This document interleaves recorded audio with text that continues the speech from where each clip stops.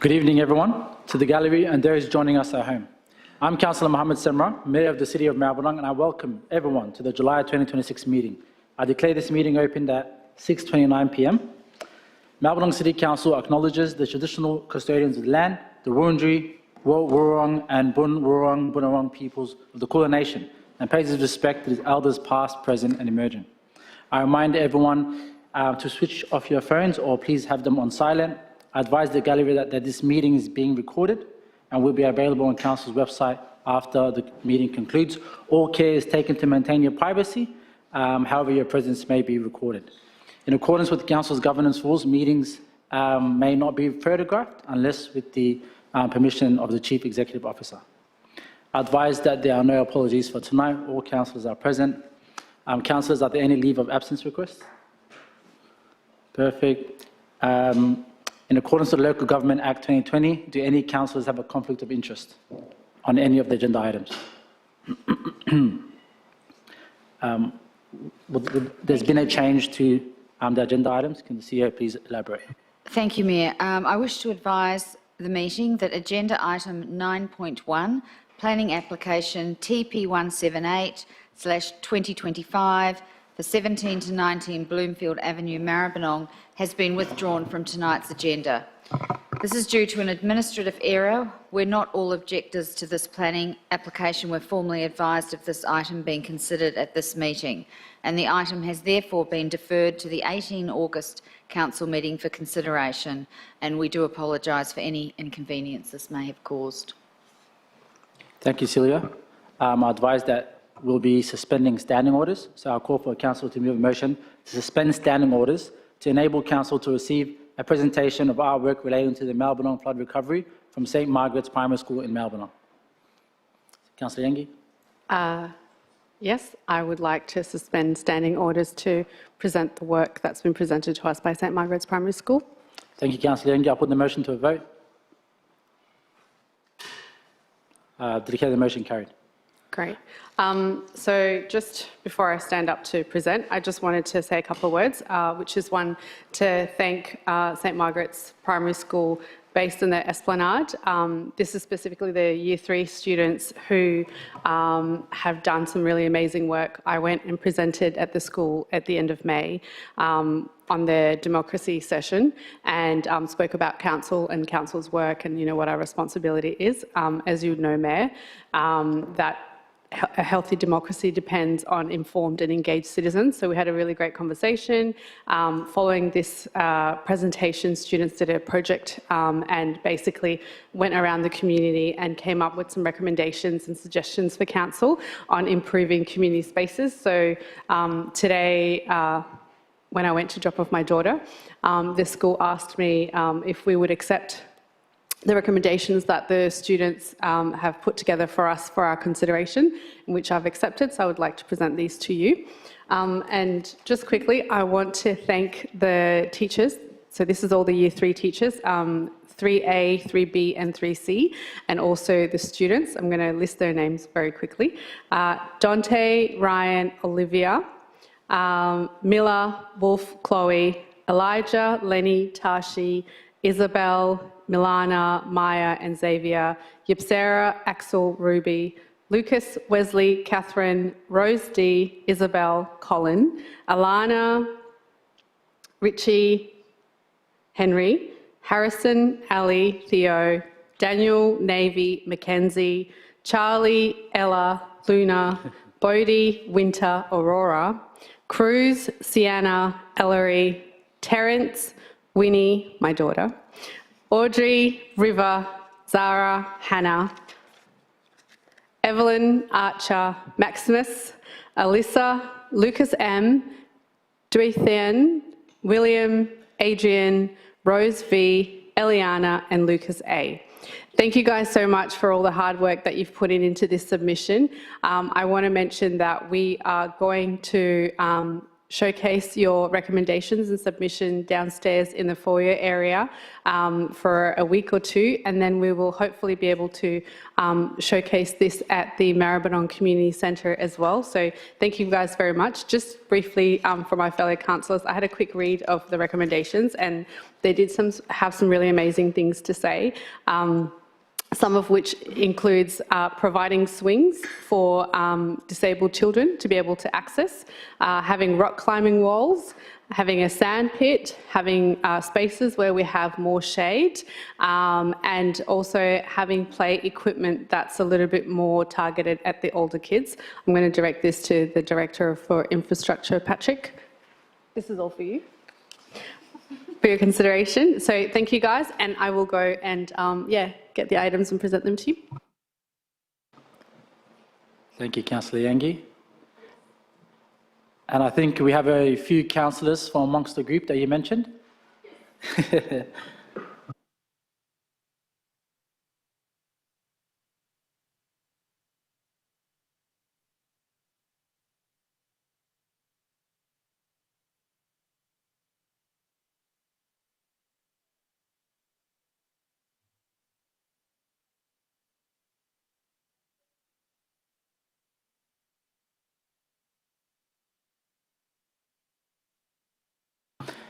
I think anytime our young people are enabled to contribute to our decision making, then it is a good thing.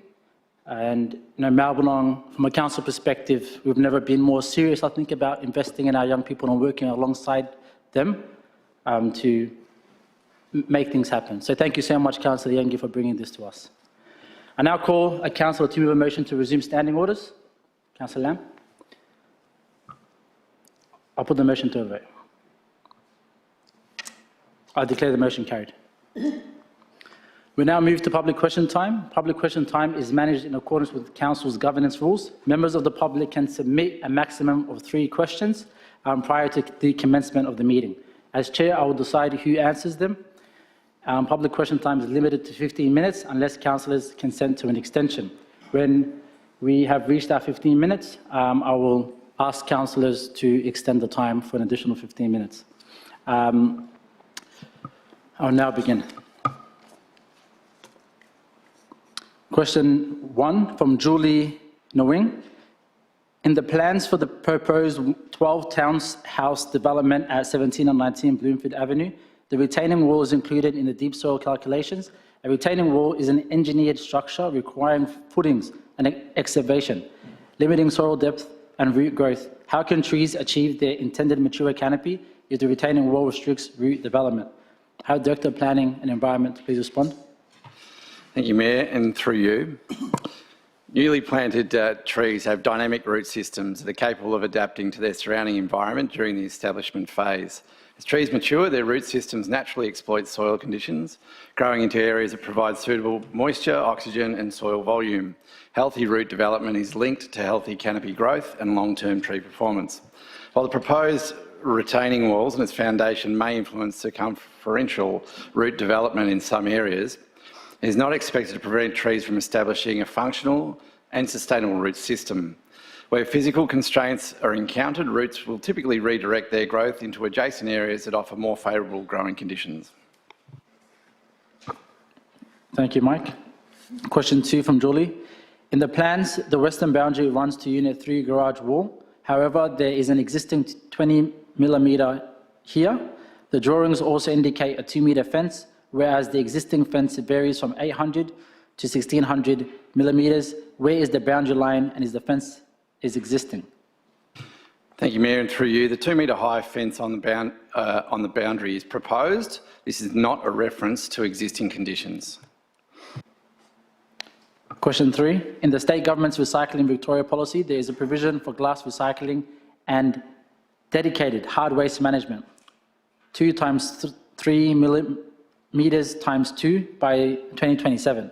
The plan claims there are dedicated bin storage areas, but this space has not been indicated. Where is it? Thank you, Mayor, and through you. There are 2 communal bin storage areas within the front setback, and Council's waste team is satisfied with the waste management arrangements. Yep. Thank you, Mike. We have a question from Warren Penner. Why is council not addressing the entirety of Barclay Street, bike lanes, traffic and parking? The bigger problem is the other end, Summerhill Road to Ashley Street, where bike lanes are marked and doubles for car parking, marking them tokenistic. Can I please get Director of Infrastructure to respond? Thank you, Mayor, and through you. The report tabled at tonight's council meeting addresses a section of Barclay Street in Footscray between Summerhill Road and Geelong Road. This section was identified as part of council's capital works program due to the deteriorating road pavement and therefore the need to resheet the road. The project also presents the opportunity to consider other safety and amenity improvements such as bike and pedestrian safety and streetscape improvements. In regards to other sections of Barclay Street, the width and local context differs greatly along its length. For example, the cross-section is 14 metres in the village, but ranges between 20 to 30 metres in width between Summerhill Road and Geelong Road. This means that the traffic volumes and traffic speeds differ along the route, so the most appropriate bike infrastructure treatment differs accordingly. In addition to this particular project, a separate piece of work is currently being undertaken on the section of Barclay Street between Argyle Street and Summerhill Road. Some public consultation on this section has already occurred and detailed designs are currently being finalised. These projects help to build a network of safe infrastructure for all road users, and we will continue to work on other sections as we continue to improve the network. Thank you, Patrick. And I think this project presents an opportunity to make this important corridor work better for more people, whether pedestrians, cyclists, families that are walking their children to childcare, and young people riding their bikes to school. I have a question from Edward Merrifield, 3 questions. Question 1, can council provide the total spent or committed to date on the Barclay Street bike lane and road renewal project, including 2025-26 and 2026-27 costs, itemised by repairs, surveys, traffic studies, consultants, design and other expenses? Due to these questions being similar, I'll read them out and ask that the Director answer them together. Question 2, before consultation, were any roadworks, repairs, designs, contracts or other works linked to the proposed concept undertaken or committed? If so, why? 3, could this spending preempt or limit council's final decision after consultation? Can I get Director to please respond? Thank you, Mayor, and through you. As mentioned in the previous response, this section of Barclay Street was identified as part of council's capital works program due to the deteriorating road pavement and the need to resheet the road. Officers have taken the opportunity to include bike, pedestrian and streetscape improvements as part of that design process. This work has largely been undertaken in-house at a cost of approximately $50,000 to date. The report tabled at tonight's meeting is seeking council's approval to engage the community on the draft concept design. Pending that approval, officers will be reporting back to council with a recommended final design following the consultation. The pre-investigative work bears no impact on that final decision. Thank you, Patrick. I have a question from Margaret Urch, and if I pronounce any names wrong, I apologise. Question 1, is there consultation with emergency services, fire brigade, ambulance as to the impact of the proposed closure of Coronation Street and their ability to attend an emergency in a timely manner? Knowing minutes can be the difference between a good outcome rather than tragedy. Can I get Director of Infrastructure to please respond? Thank you, Mayor. I think this is in relation to Bell and Beaver's projects and designs. I can confirm that Council commissioned an independent traffic assessment which concluded that the proposed road closure would not have an adverse impact on traffic conditions within the surrounding road network. As part of the statutory road closure process, a further assessment will be undertaken in accordance with the requirements of the Local Government Act 2020. As a part of this assessment, emergency services agencies are notified and asked for their comment input to the process.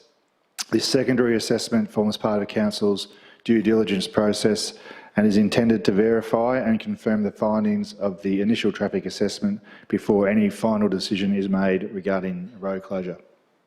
Thank you, Patrick. We have 3 questions from Ken Betts. Question 1, Burndap Ward, what parking occupancy and traffic studies were completed before proposing the loss of about 34 spaces? Can I get Director of Infrastructure, please? Yes, thank you, Mayor, through you. And I think this would be referring to the Barclay Street project proposed on tonight's agenda. So 2 parking occupancy surveys have been undertaken on Barclay Street in June 2022 and July 2025 to understand the current usage on the street parking bays. An additional parking occupancy survey is currently being undertaken on the surrounding streets to better understand impacts to nearby parking if some parking is removed on Barclay Street as part of the proposed project. Question 2 from Ken. Will council manage spillover and impacts on residents, businesses, schools, disabled access, public transport and emergency services? Patrick. Thank you, and through you, Mayor. Through the engagement process, we will work with any impacted community members and businesses to understand and, where possible, address their needs for access and on-street parking through design refinement and parking signage changes. Question 3 from Ken. 5% versus 20%. Why endorse Bicycle Network's 5% funding campaign when the council has previously advocated through the MAV for active transport funding to move towards 20%? Thank you, Mayor, and through you. Earlier this year, Council created a motion that was supported by the Municipal Association of Victoria to seek a long-term, stable and ongoing funding program of 20% of the transport budget towards active transport. Active transport includes walking infrastructure, bike riding infrastructure and also infrastructure that is used by both pedestrians and bike riders at the same time.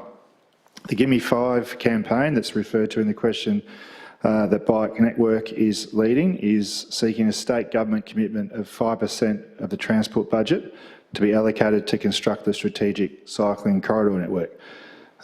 These corridors are a segment of the bike network dedicated to commuter trips to work or for education purposes. The strategic cycling corridor network links up important destinations such as Melbourne CBD, employment and activity centres. So it would be seen that these advocacy efforts are complementary of each other. Question from Joseph Galcall. Question 1. The forum on 1st of July was triggered as there was more than 35 in fact, formal objections submitted. Please advise the date on which the planning officer's report and recommendation for application TP 178 1719 Bloomfield Avenue was finalised and submitted to council. Can I get Director of Planning to respond? Thank you, Mayor. The Planning Officer's report and recommendation was finalised for inclusion in the council meeting agenda on the 14th of July. Question 2 from Joseph. We understand there's no legal requirement to individually notify objectors of the decision date, but given overwhelmingly 35 people objected, 10 is the minimum, and several weren't aware of this being decided upon today, does council consider that adequate communication?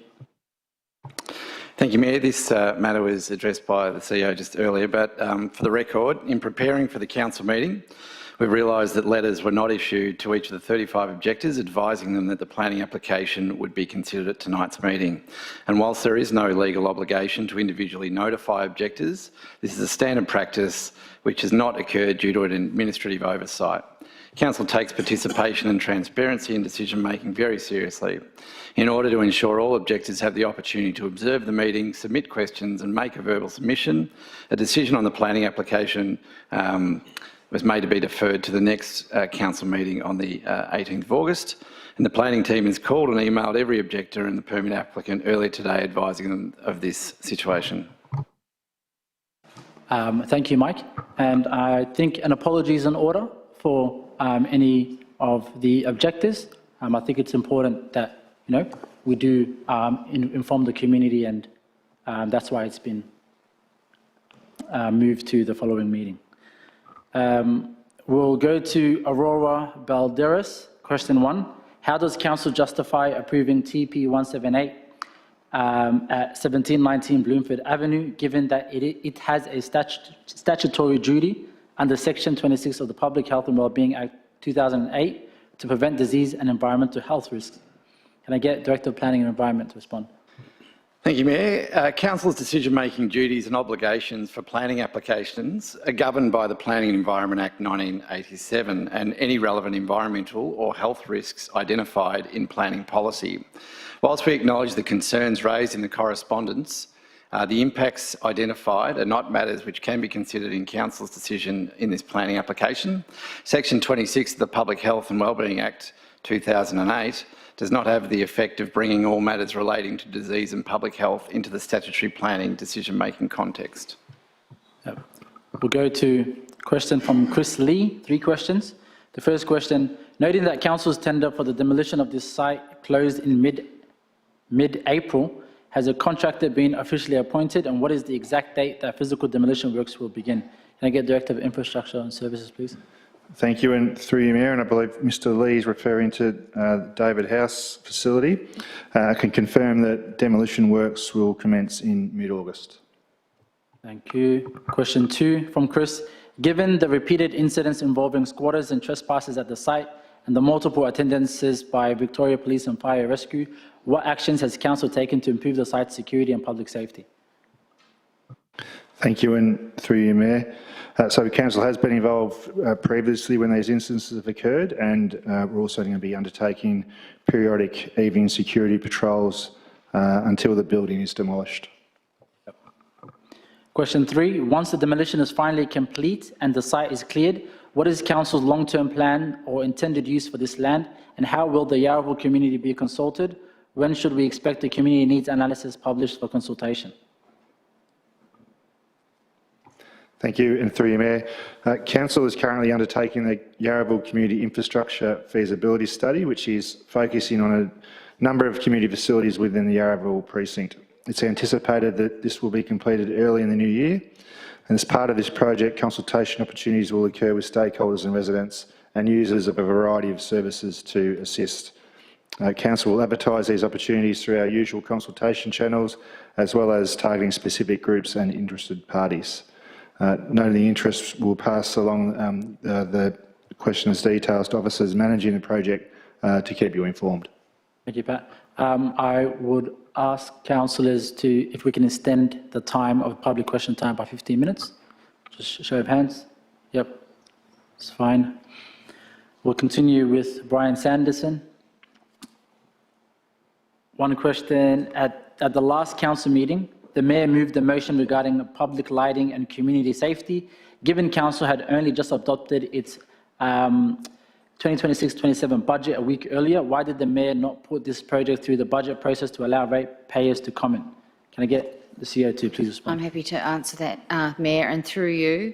And thank you for your question, Mr Sanderson. The Council's governance rules enable councillors to submit and move notices of motion on matters they wish Council to consider at any time, provided they meet the relevant criteria, and this one did meet the criteria. Notices of motion are an established mechanism for raising issues of emerging community interest that can generally be used for seeking further information or requesting a report from the Chief Executive Officer. In most circumstances, notices of motion do not commit Council to future expenditure. In this instance, the motion did not amend the adopted budget, allocate funding or commit Council to undertake any expenditure.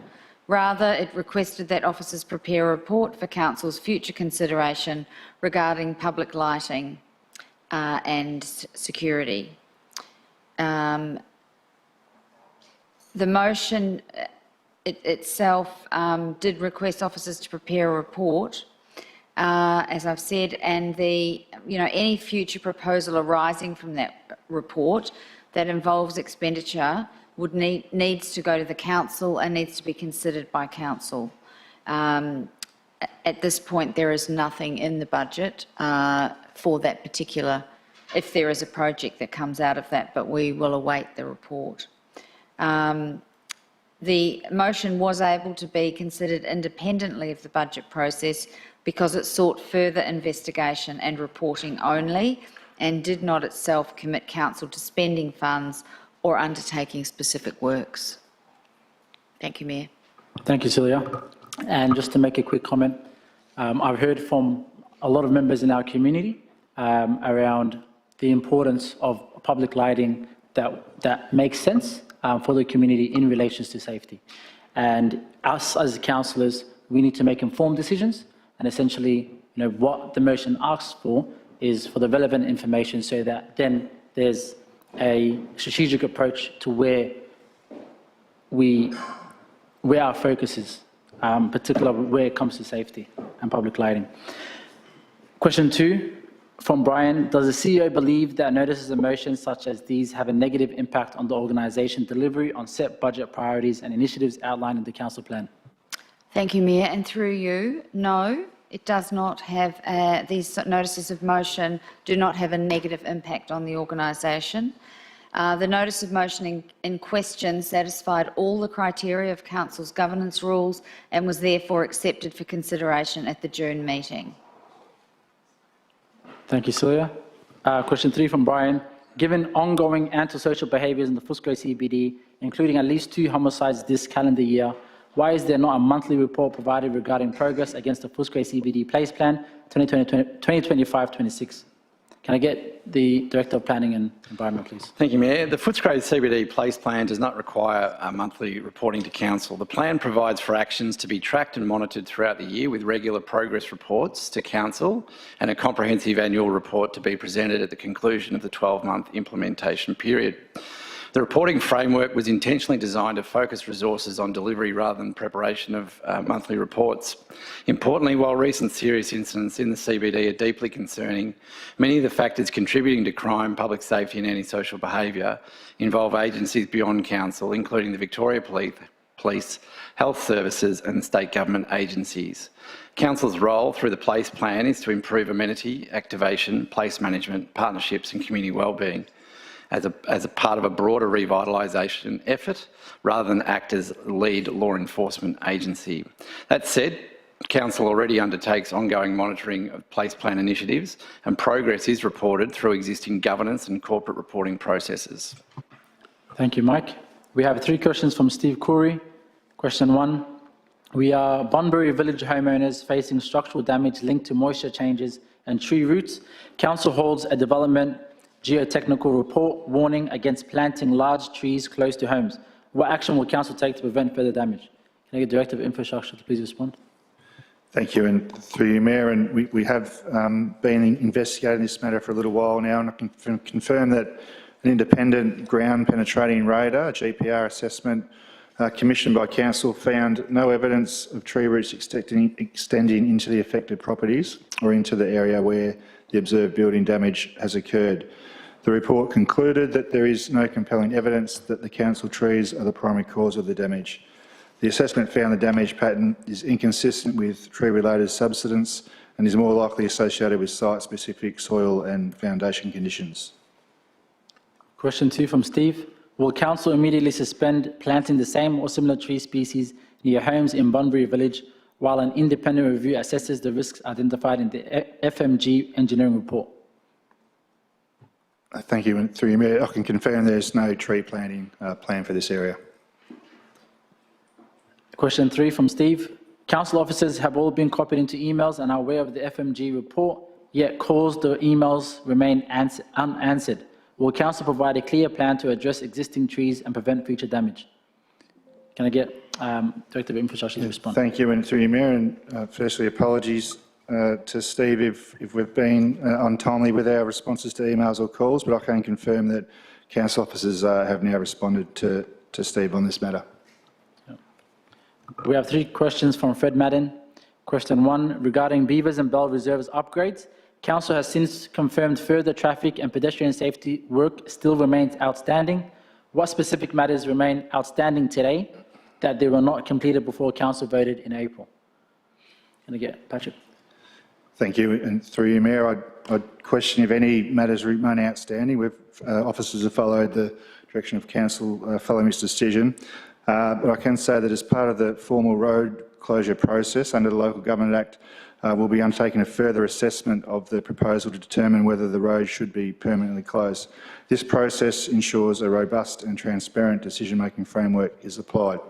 It also provides an opportunity for public submissions, with all submitters afforded the right to be heard by Council before any final decision is made. Question 2 from Fred. Since councillors acknowledged on 16th of June that they had not appreciated aspects of the traffic evidence before voting in April, what additional traffic or pedestrian safety information has since been presented to councillors? Thank you, and through you, Mayor, the officers have provided no additional information at this stage, as there's been no need at this point in time. Question 3. Can a councillor help residents understand the sequence of events? Council voted in April, later acknowledged it had not appreciated aspects of the traffic evidence, has confirmed further work remains, yet the project continues. How should residents understand the sequence? Thank you, and through you, Mayor, I guess I get again a question that the accuracy of those statements.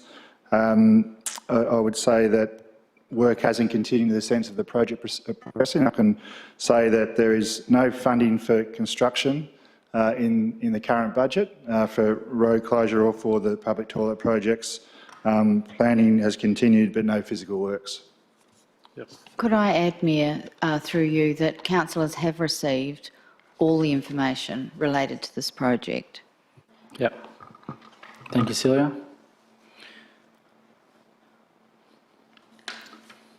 There's 4 questions that are similar, so I will pose them together to the Director of Infrastructure Services to respond. We have 3 questions from Cheryl Nichols. 1, regarding Beaver and Bell Reserve petition to Chief Executive Officer 16th of June. Since then, it's grown, yet after 1 full council cycle, residents are still waiting for a substantial response. Despite follow-up requests, what can residents understand that referral to mean? Question 2, on the same evening the council referred the petition, it adopted a community engagement policy committing to listening to residents and close the loop. What specific actions has council taken since then in relation to the petition?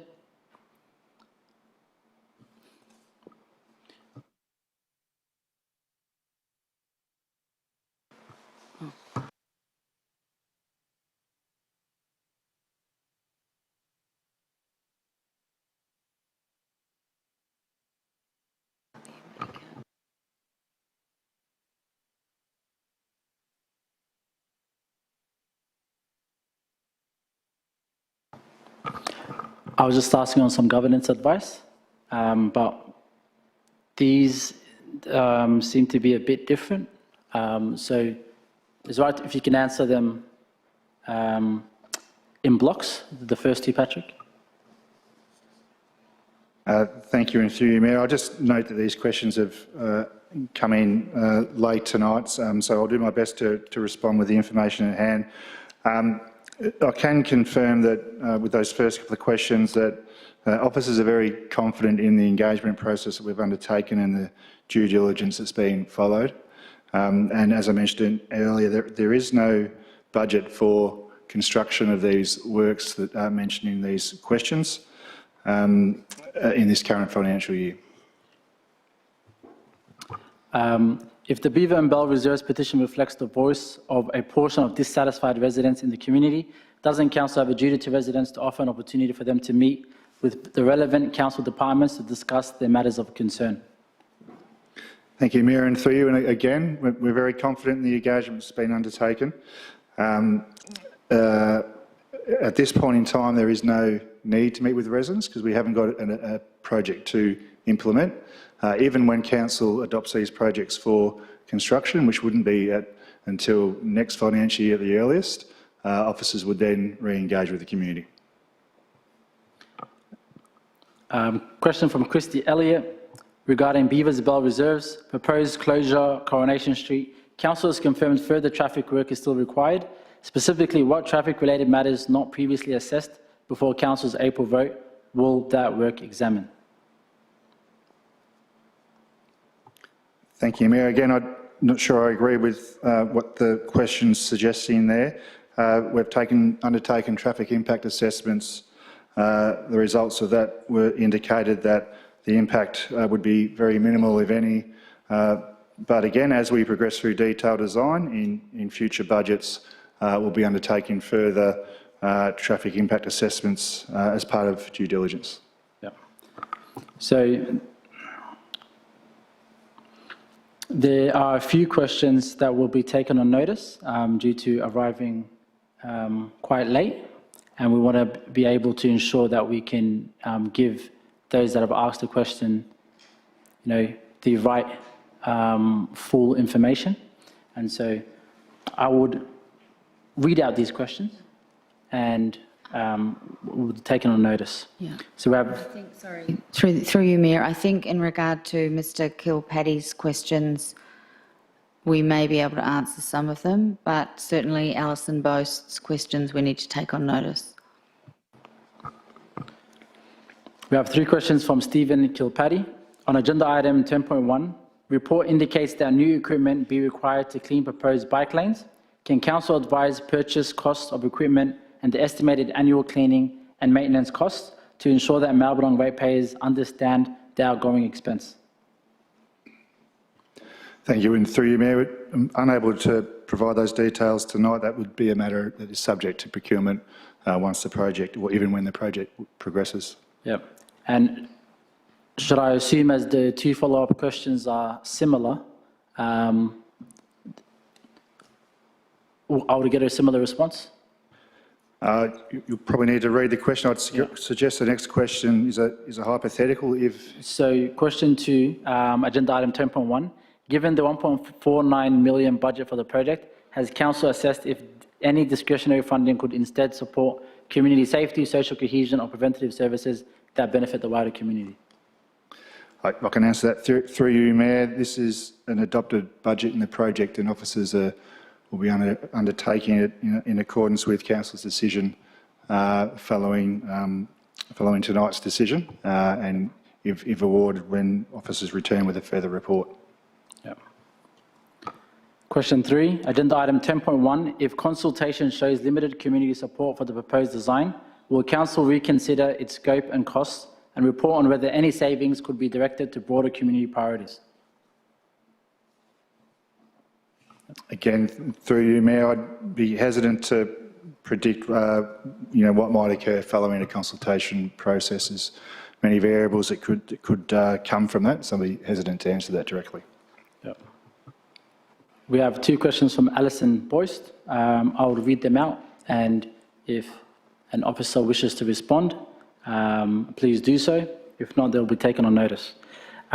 Question 1, regarding the proposed Beavers Reserve toilet, we live directly opposite the site and participated in consultation as we believed our feedback could influence whether a toilet was built opposite our home.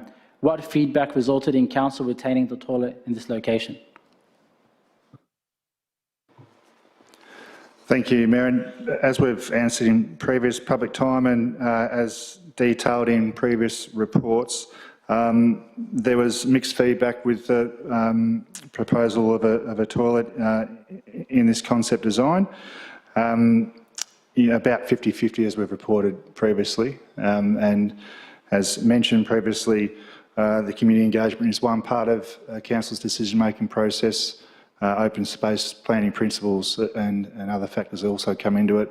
And again, a concept design has been approved, but the actual construction of the project has not yet been approved, and that's subject to further budget deliberations.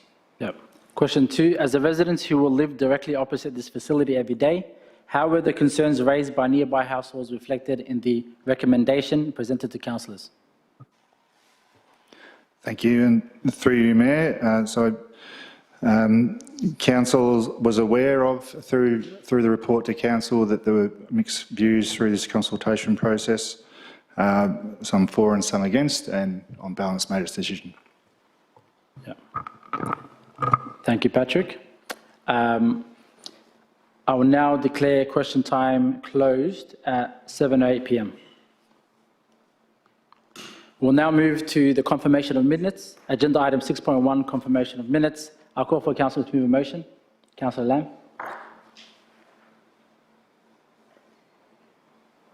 I'll call for councillor second.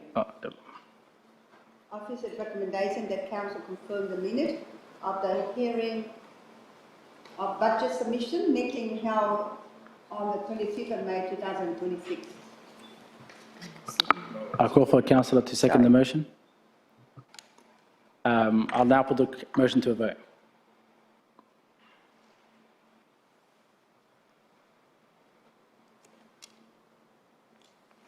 This doesn't come up here. Okay, we'll raise our hands. Yep. I declare the motion carried. Agenda item 6.2, confirmation of minutes. I call for council to move a motion. Councillor Thomas.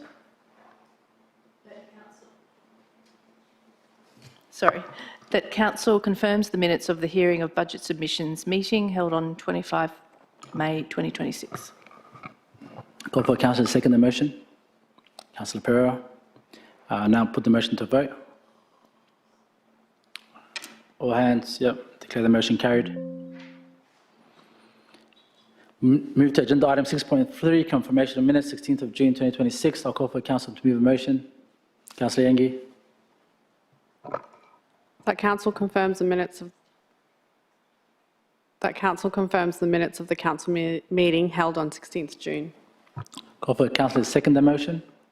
Councillor Meredith. I'll now put the motion to a vote. Yep, it's back on. Yep. Please, councillors, vote.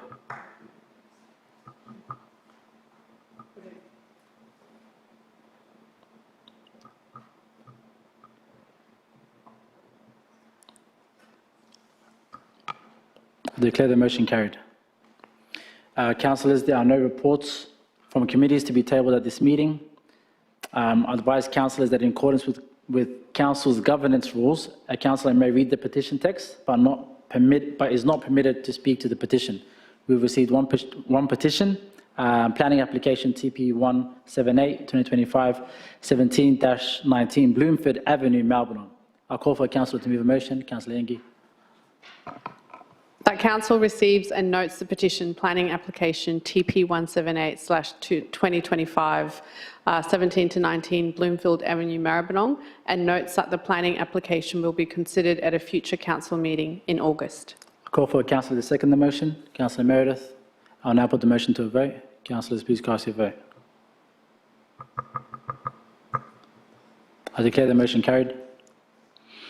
We now move to officer reports. Agenda item 10.1, Barclay Street Bike Lane and Road Renewal Project. I'll call for a councillor to move a motion. Councillor Thomas.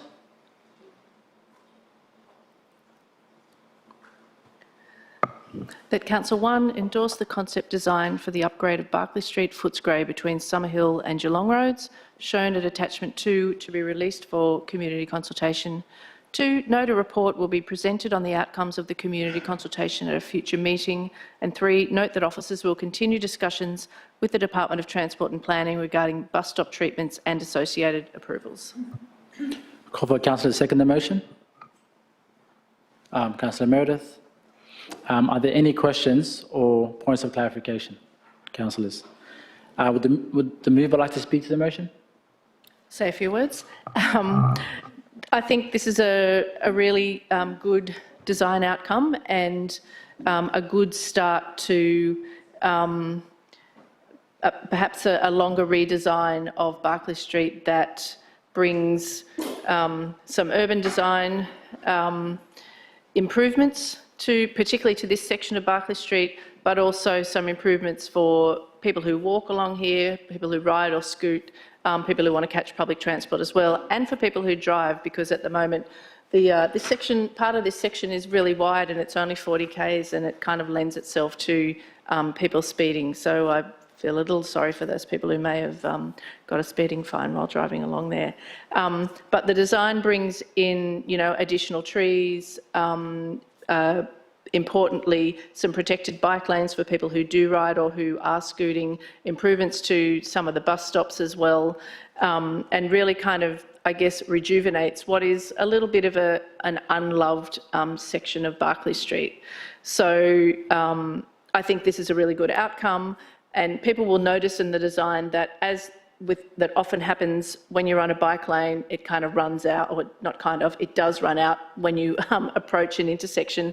But noting that the officers, of course, understand this and they're in discussions with the Department of Transport. They have been for some time to try and see what improvements or what updates post, this design going out to the community for consultation that they can work into the design in the future. But they're continuing those conversations. They're really aware of it, and it will be an important addition to what I think is an otherwise really really good design outcome. Thanks. Thank you, Councillor Thomas. Would the seconder like to speak to the motion? Yep, thank you, Mayor. Just briefly, the report identifies a number of existing issues along this section of Barclay Street, including deteriorating road pavement, inconsistent cycling infrastructure, vehicle speeds that go regularly over 40 kilometres, and there's limited pedestrian opportunities to cross as well. So this design is much more than just a bike lane. It is about creating a safer street for everybody. So the draft concept is about creating a safer, more accessible street for everybody, people walking, people with mobility, things to riding, catching public transport, driving, people visiting local businesses, school. It's just a much better design for a street, and I do like the trees too. At the moment, the street is pretty blank, so having some additional trees there, it's a fantastic thing. So I'm looking forward to putting this out into the community and seeing what the community think about it as well. Thanks. Thank you, Councillor Meredith. Any other councillor like to speak to the motion? Councillor Yengi. Thank you. I'll just say a couple of words because most has already been said, but just to urge the community to have a look at this and provide input.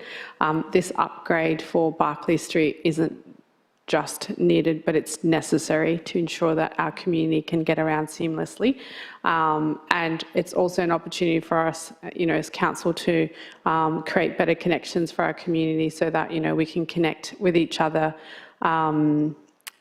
regardless of where we are, but also really important that, our kids are able to get to the places they need to get to and not just get there, but get there safely. So, as the ultimate road users, we're really keen to hear from community and understand your thoughts, any potential impacts that maybe we haven't considered.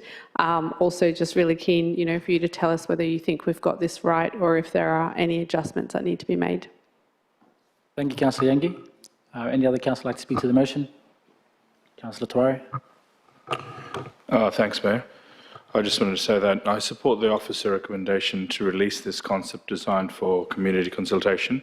And I just want to note that it's important that we make it clear that tonight we're not giving final approval for construction, nor are we committing council to every element of the current design.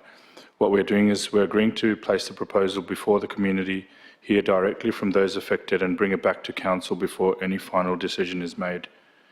I just wanted to take out a few extracts from the report. So Barclay Street is an important east-west corridor, and as the report indicates, it carries approximately 18,400 vehicles each day, supports 3 bus routes and provides access to schools, businesses, Whitten Oval and the wider Footscray Activity Centre.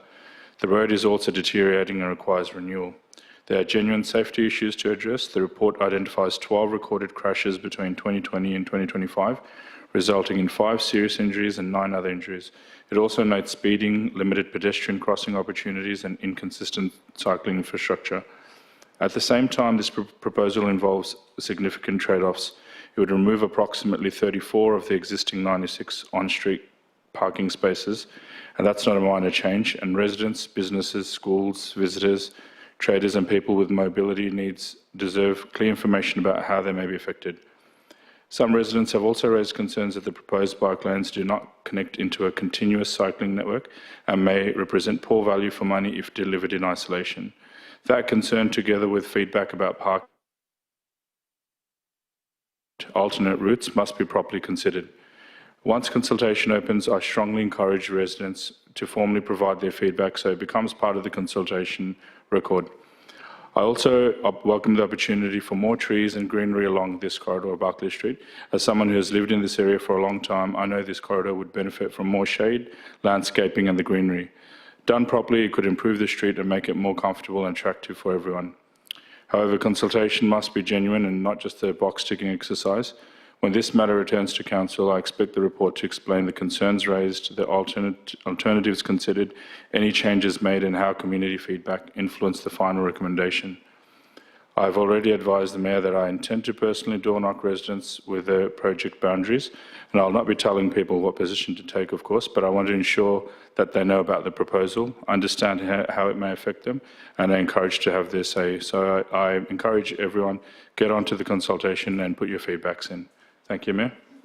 Thank you, Councillor Tari, and I understand I'll be joining you on that door knock. Thank you. Councillor Pero? Yeah, I mean, everything has really been said, but just a note on some of the connectivity concerns, just a reminder that the integrated transport strategy is still out for consultation until Tuesday next week. So that's another opportunity to view this project in the context of broader movement and place strategies that the Council is working on, because that strategy will help inform what comes after this project as we move forward across the next decade. So it's important, I think, to read these two in conjunction with one another, and also, yeah, just flag that there's two key activity centres that this corridor connects, and also lots of schools and other civic amenities. So I think it's a key corridor to improve, and look forward to hearing everybody's feedback. Would any other councillor like to speak to the motion? Councillor Lam. Thanks, Mayor. Firstly, I would like to acknowledge and thank you, Director Patrick Jett, Director of Infrastructure, and Olivia Wright, Manager, to work on this project. I would also agree with all councillors' comments. When we're doing community consultation, that we would do it different way. There's a lot of ways that we can connect and get a feedback from people who come from diverse and community background, to have a say and understand where we're going from and what we're going to do in the future, and look for comprehensive feedback. Thank you. Thank you, Councillor Lam, and I think councillors have all spoken very well to this project. I am a supporter. During my time door knocking and hearing from the community, I heard overwhelmingly that Barclay Street needed to be resurfaced and resheeted, but we are now presented with the opportunity to not only renew this important corridor like for like, but also increase its value to the community and what it contributes. And like councillors have mentioned, please, this isn't the end-all be-all, so have your say, and it will also form part of a larger conversation around how do we get across our city. The city of Maribyrnong is one of the most, I would say, it's a fast-growing community. By 2050, our population will increase by 50,000. So we have to really start thinking about how are we getting across. And we need more sustainable modes of getting around our city, whether it be walking corridors, whether it be cycling corridors, faster buses. So our integrated transport strategy looks at that. So please have your say. But yeah, it's definitely not being looked at in isolation. There are larger conversations and larger strategies happening at the same time. I'll now put the motion to a vote. Have you? No, I was just agreeing with you. Councillors, please cast your vote. I declare the motion carried. We'll now move to agenda item 10.2, Yarraville level crossing removal, Council's planning submission. I'll call for a councillor to move a motion. Councillor Thomas. Thanks, Mayor. That Council 1 endorse the cover letter to the Victorian Infrastructure Delivery Authority's VIDA rail consultation on Anderson Street, Yarraville level crossing removal proposal shown at attachment 1. 2, request that VIDA rail pause further works on the Anderson Street level crossing removal proposal, subject to A, releasing all concept design options, assessments and supporting technical analysis to enable Council and the community to understand the constraints and impacts associated with the design. B, releasing all documentation relating to the proposal to Council and the community. C, following the release of the documentation referred to in B above, undertaking a further transparent consultation and engagement process with council and the community. D, providing a comprehensive response outlining the basis for decisions made to remove the at-grade pedestrian crossing. E, updating design options that include an at-grade pedestrian crossing and stairs underpass at Anderson Street. F, releasing detailed designs that will enable council and the community to provide informed responses to the proposal. And G, providing an explanation on the Anderson Street level crossing removal project not being declared a standalone project under the Major Transport Projects Facilitation Act 2009. And H, assessing the options and potential outcomes on extending the project design in conjunction with the Spotswood project. 3, endorse the council submission to the Vida Rail consultation on Anderson Street, Yarraville level crossing removal proposal shown at attachment 2. 4, request that the Mayor write to the Minister for Planning, Minister for Transport, Infrastructure and Vida Director General, providing a copy of Council's letter and submission to the Vida Rail consultation on Anderson Street, Yarraville level crossing removal proposal, Council's position. And 5, invite representatives from Vida Rail and the level crossing removal project to attend a councillor's strategic briefing to address point 2 of this council resolution. Thank you, Councillor Thomas. Can I get a councillor to second the motion? Councillor Yengi. Are there any questions or points of clarification? Councillor Tuari. Yeah, I've just got a question before I speak on the actual report. I just wanted to ask if council is aware of a notice on our local members' social media regarding the Anderson Street level crossing, which was recently made in the last couple of hours. No. Did you want to highlight it? Yeah, if you want, I'm happy to read it out for the benefit of many community members here, if that's okay with council. Yeah.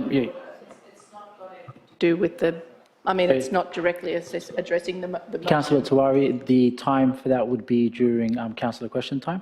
In terms I think we might just seek some governance advice from Lucas around that. Because I know I understand it's not a question about the report, but it is about the subject of the report. So, firstly, we need a seconder for the motion, and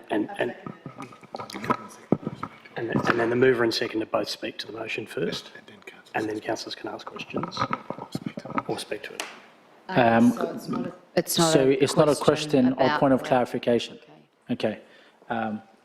I will return to you, Councillor Tuari, and in speaking to the motion, you can highlight. Well, no, sorry, Mayor. The mover and seconder need to speak to the motion first. After they had spoken. So would the mover like to speak to the motion? Sorry, I did have a point of clarification. Councillor Yengi. Well, it's rather an amendment. I wanted to ask if we can add another bullet point to one of the points. And just to clarify, this is an alternate motion, not the original, which we didn't mention at the beginning, but this is an alternate, not the officer recommendation. Just to point 4, where it's got requests that the Mayor write, I just wanted to ask if it would be okay for us to add in that the Mayor, write, call, whatever, reach out to our local MP, Katie Hall, for a meeting to share our community's concerns and also present our submission and discuss support for further consultation. Sorry. Been moved and seconded that we can do that, is that right? Or not? Apologies. Yes, councillors. Once it's been seconded, you can't move an amendment to the motion. The mover.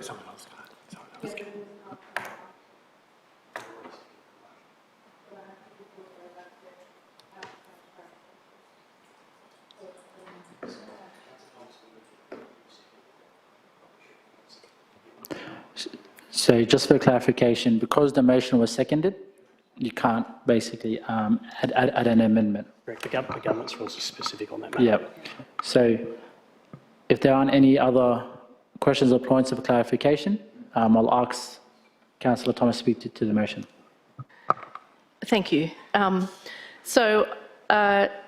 I think this has been a slightly flawed project from the start. It had its life as an election commitment at the last Victorian state election, and it's slowly morphed into a project that's caused quite a bit of anxiety and confusion within the community. Council officers have prepared an extensive response to the artist's impression of the changes that are proposed by the level crossing removal. This process was made difficult by the lack of information provided and the timeframes allowed for feedback.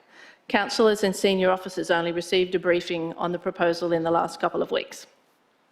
There's no doubt that this is a difficult project.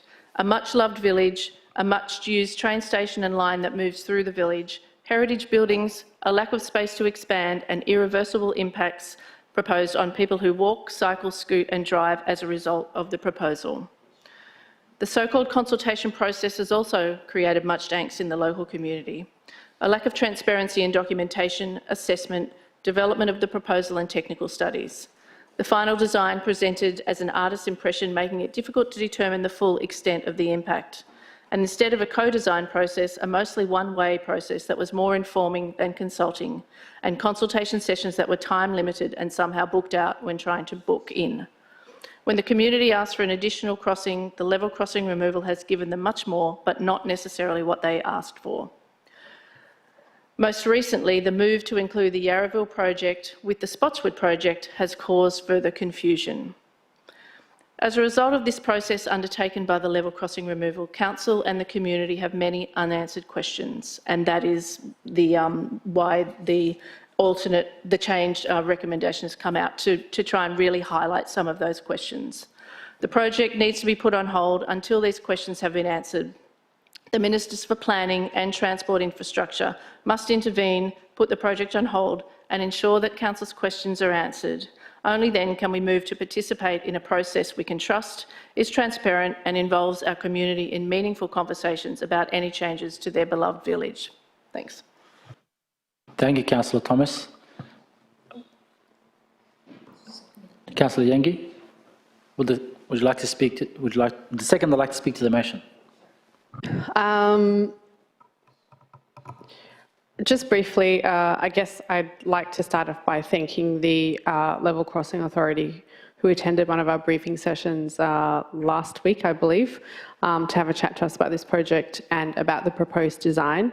There was a number of questions and issues that we raised as a councillor cohort during that meeting, and most importantly, we shared the concerns of our community and spoke to them about what had been raised with us, including the lack of adequate information, transparency across the process, the concerns around the lack of alternate options presented for community consideration, which is detailed in this alternate motion, and also the lack of consultation with council and traders around the closure of the Anderson Street, of Anderson Street.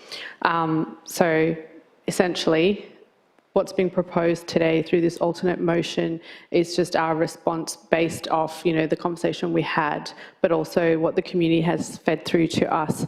And we hope that, the authority will come back and have a chat to us, and hopefully we'll be able to progress further consultations with community. Thank you, Councillor Yengi. Would any other councillor like to speak to the motion?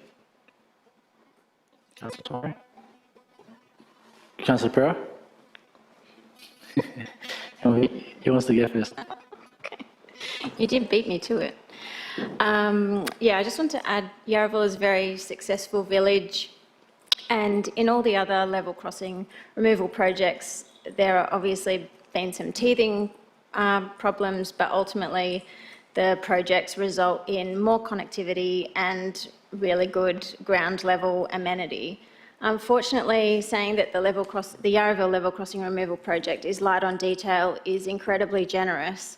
The community and the traders need a lot more information about how the project will interact with and improve the amenity of the village. Other level crossing removal projects also have enabled a large number of other project outcomes, including active transport routes, playgrounds and workout areas along the corridors, station and village car parking, and seamless at-grade pedestrian connectivity and urban greening.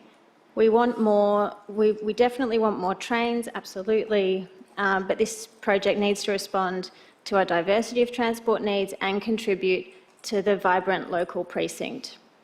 The project feels half-baked, and it feels like this might be why information has not been particularly forthcoming we're very keen for a much better process and a much better project. Thank you, Councillor Pero. Councillor Tuari.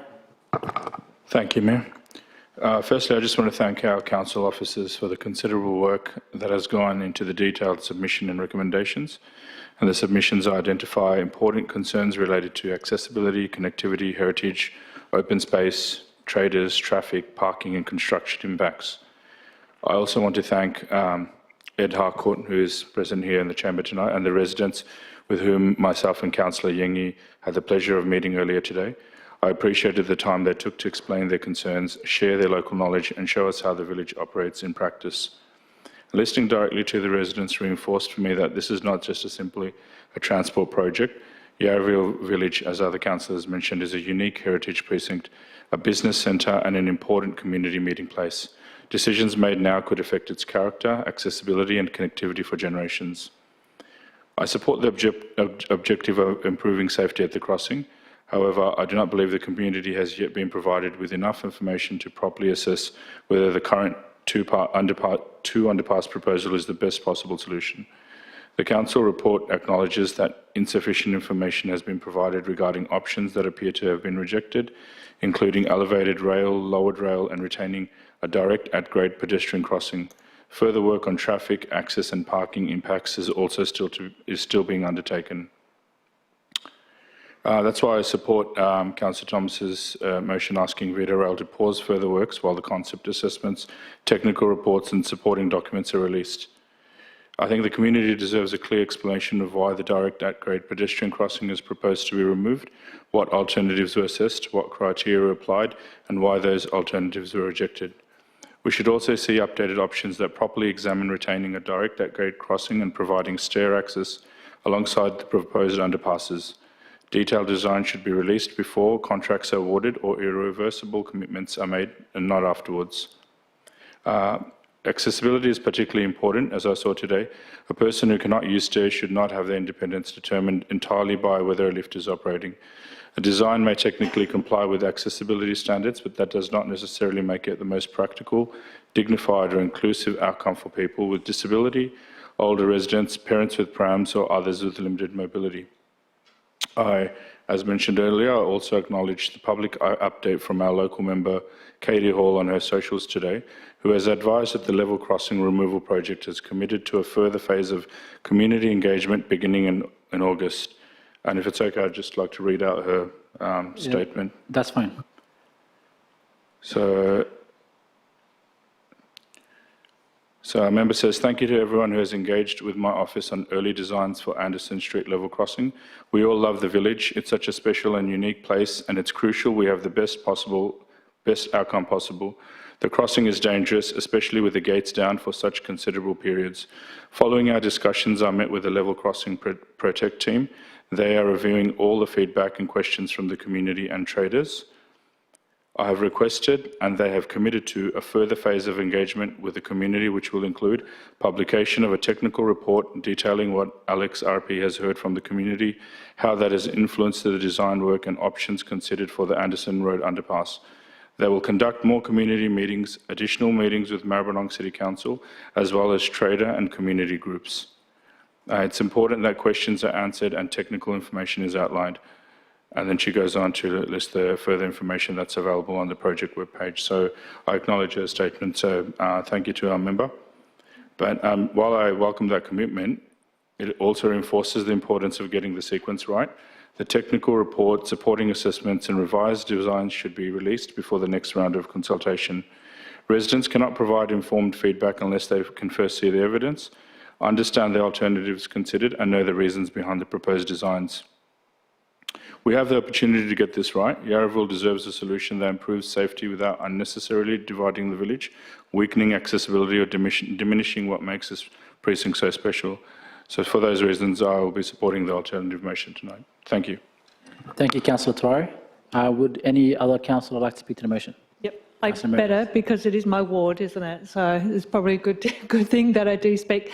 And thank you so much to the community for coming out today. And as you can hear from councillors, that we share your concerns, we share your pain, and yeah, we've got the same concerns as you do. There's been insufficient, I think so much of it has been said already, but I will repeat because I think it's important that they hear it. There is insufficient information available to support this going ahead. You haven't been given all of the details. We haven't been given all of the details. There's been, and so no further progress should be going on with this project at all. We all need to see more options. We all need to see everything out there. Transparency is a really beautiful thing, and we want that. And we want that for you as well. We want proper, meaningful consultation for you as well. We want them to explain why they do not want to include an at-grade pedestrian crossing that we all would like to see. Like, we want that. Why won't they do it? Why can't they do it? Nobody knows. I don't know why they won't be transparent about that. I think that's really, really important that they do be transparent with it. Yarraville is an incredible place. I also really am not happy with the demolition and destruction of homes and the businesses, and I've had the privilege of actually visiting those places many times as well, and I just don't think that they should be acquired or demolished at all. So I don't agree with that. And what else? Oh, yeah, and I'd love to know why the Anderton Street project was connected to the Spotswood project as well. So there's a few things there that I'm really curious about as well and would like answers on. But as it stands, it needs to stop. There's insufficient information. We really want that at-grade pedestrian crossing, and we do share your concerns, and we hope that we can make this better. Okay, thanks. Thank you, Councillor Meredith. Would any other councillor like to speak to the motion? Then I'll probably say a few words that haven't, already been said by the councillors. I just want to say, thank you so much for coming here today. You being here is a testament to your active citizenship. I always say the Yarraville community is very passionate, and that's what council needs. And it's great to hear the local member make those statements. It means that the advocacy is paying off. But from a council perspective, I think we believe that it's inappropriate for any further work to occur on this project until relevant information is made public. And a project of this scale will have generational impact on the community of Yarraville, and must be undertaken to the highest standards of transparency and with all the detail and depth and analysis that the significance that it requires. So, just want to say thank you all for being here. I'll now put the motion. Would you like to say anything, Councillor Lam? I'll now put the motion to a vote.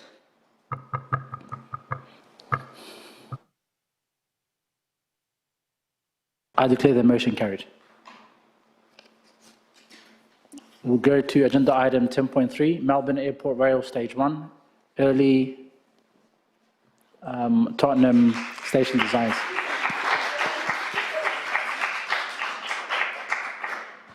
I usually don't allow clapping, but that was fine. I call for council to move a motion. Councillor Tawari. That Council 1 endorse Maribyrnong City Council's submission to the Melbourne Airport Rail Stage 1, Mars 1, project in relation to the new Tottenham station early design shown as attachment 1. 2, advocate to the Victorian Government for the incorporation of Council's position into the detailed design and delivery of the new... I might just wait a few minutes while the gallery clears up. Thank you, guys. Thank you. Drive safe, ride safe, walk safe. Yes. Yeah. Scoot safe.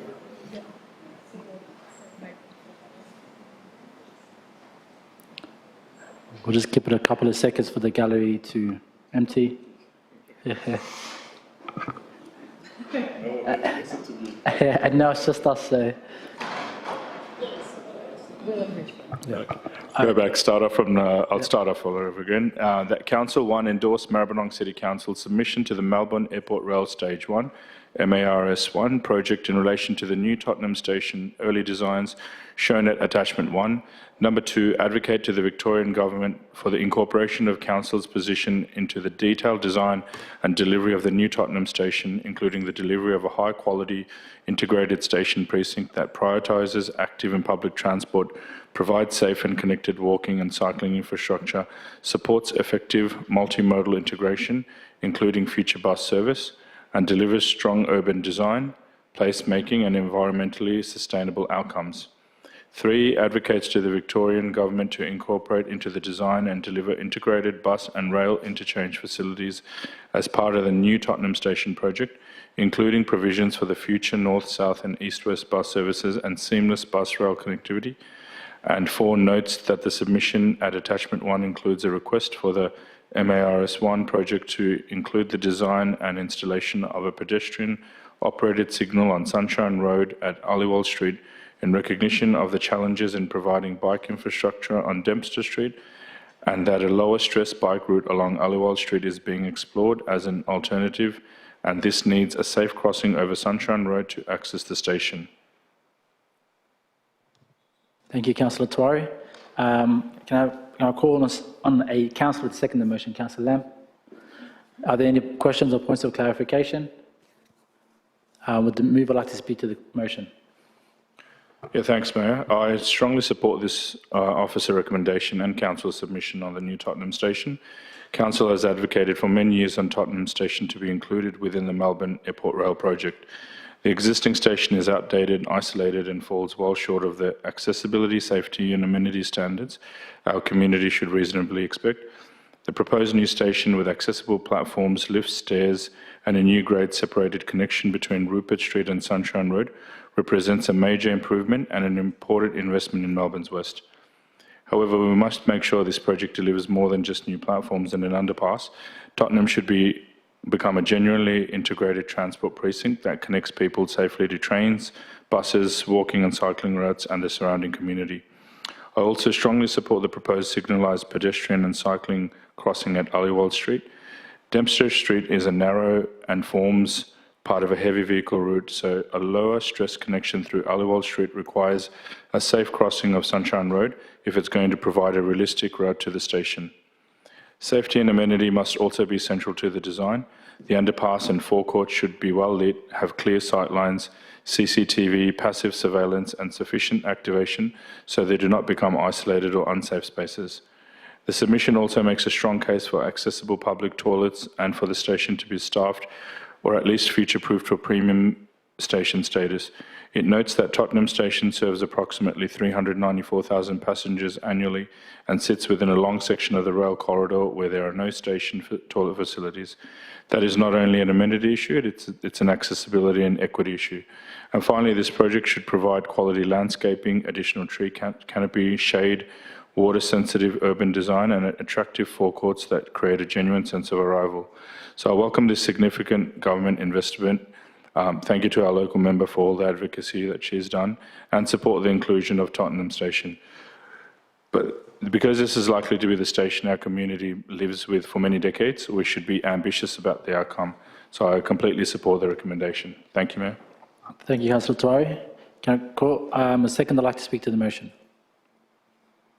Yes, very briefly, I think the mover, Councillor Tiwari, already gave a lot of comprehensive comments on this project. And I would like again thank you for staff, for Director Maribyrnong, Planning and Environment, and also Melissa Best, who's a senior project worker, to working so hard to provide an outcome with this recommendation. And I think it's important that, we're working together with the state government to make it better for the people who live in the area, not only just the local, but people come from somewhere and go from there. It's like a transit, area to a different transport to go to, they're working. So I really support that project and that recommendation. Thank you, Councillor Lam. Would any other councillor like to speak to the motion? Yeah, sure. Like Tottenham, like Yarraville, is very light on detail. It's very concerning to see no indication of the rapid transit bus route from High Point to Tarneet, no bus stops, no future-proofing. Also nothing for local buses to connect to this station, which currently has no bus routes for local community to access their nearest station. Lots of people are very worried about how to move north to south across this train corridor, given that this is the only place to cross in a 5-kilometre stretch. We need to be able to safely and efficiently move cars, pedestrians, bikes and other forms of micro-mobility. And at the moment, the design looks very, very compromised. I'm really disappointed that such little effort and consideration has gone into the design outcome for the local community. It's incredibly clear that this is a top-down driven project and an afterthought in the context of the Airport Rail project. That's just not good enough. Thank you to the staff for collating the submission. It highlights a range of local priorities and speaks to the public realm amenity uplift required in the area. The station needs activation, shops, toilets and generous forecourt spaces, a bus zone, playground spaces to the north, secure bike parking throughout. It also needs a much safer crossing option for Sunshine Road, connecting community south of the tracks, but also connecting those to the north down to Hanson Reserve and Stony Creek. It needs to be the type of project that brings confidence and pride. If Tottenham is part of the new Housing Activity Centre initiative, then there all needs to be civic and transport amenity to match. At the moment, the project offers very little confidence. Hopefully the Mars One team take on this very sensible advice in the submission. I mean, at the end of the day, it's not rocket science. Thank you, Councillor Pereira. Any other councillor like to speak to the motion? Yep, Councillor Mayor. Thank you. I agree with Councillor Pereira there. And before, I did forget to say thank you to Rory and the team as well with the level crossing, and also thank you for this submission, which is fantastic as well. So thank you. Yeah. Any other councillor like to speak to the motion? Then I'll put the motion to a vote. Councillors, please cast your vote.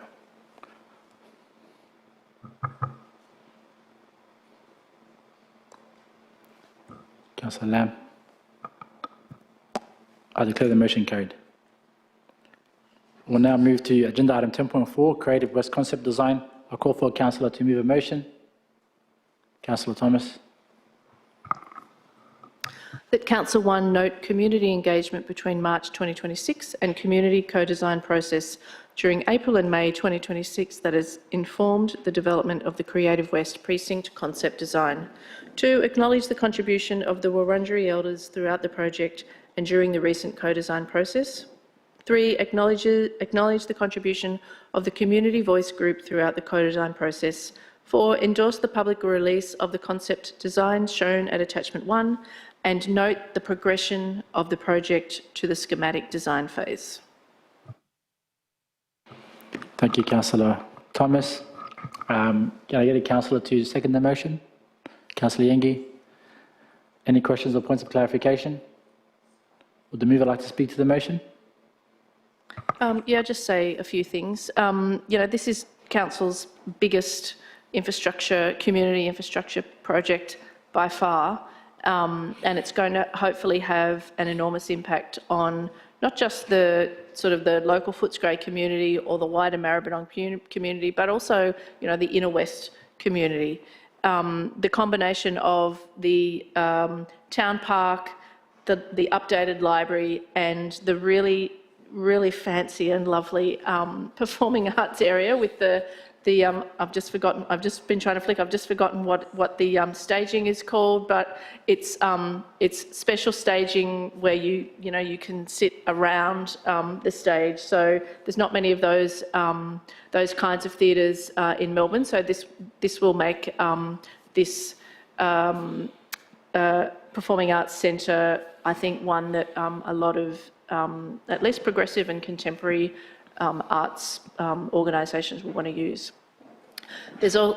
Everybody knows that there's been, a long, very long consultation process to get us to this point, and it's great to see all those people in the community voice group who have given their feedback, and also the focus on inviting Wurundjeri elders to provide their input into how the project should look as well. And I think that's a really key point, and it will make this a really an even more exciting and interesting and inclusive design. So yes, it's going to go out for consultation. So jump online and tell us what you think.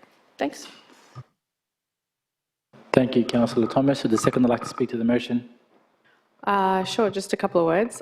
Firstly, to say thanks to our Maribyrnong Council staff who've been working so diligently and passionately on this project.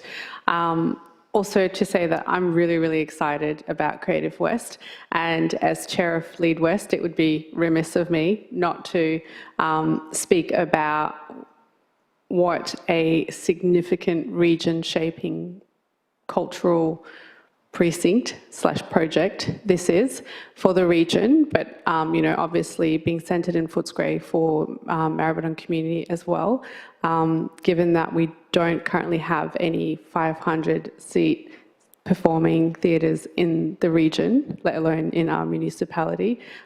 This will be an amazing thing for us, and so I'm just really excited about this, and yeah, we're going really hard and keen to get some support and get this off the ground. So thanks to the teams, and yeah, just really keen for community to provide their input. We've had a lot of great community members participate, particularly artists, in the design process. It really has been a whole of community input into this. So hopefully everybody's really proud of the existing design, and yeah, we can take it forward from here.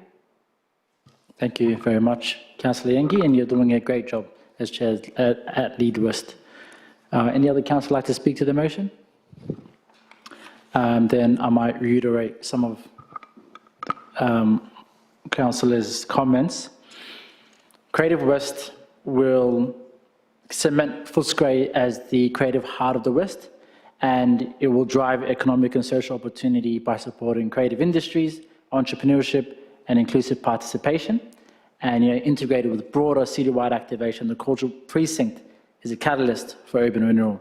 And when we look at where do we see the opportunities in the city of Melbourne, and I think it's our creative sector.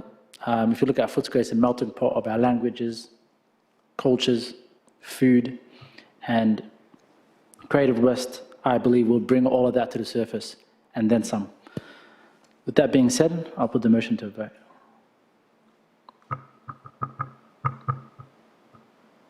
I declare the motion carried. We'll now move to agenda item 10.5,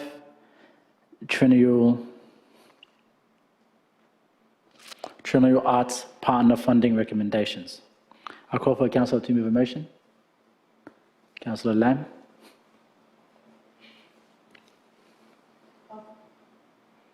Office of recommendation that Council endorse the recommendation of the peer assessment panel shown in Table 1 for Triennial Art Partner Funding from the 1st of July 2026 to June 2029. Thank you, Councillor Lam. Can I call for a councillor to second the motion? Councillor Pereira. Is there any questions or points of clarification? Would the mover like to speak to the motion?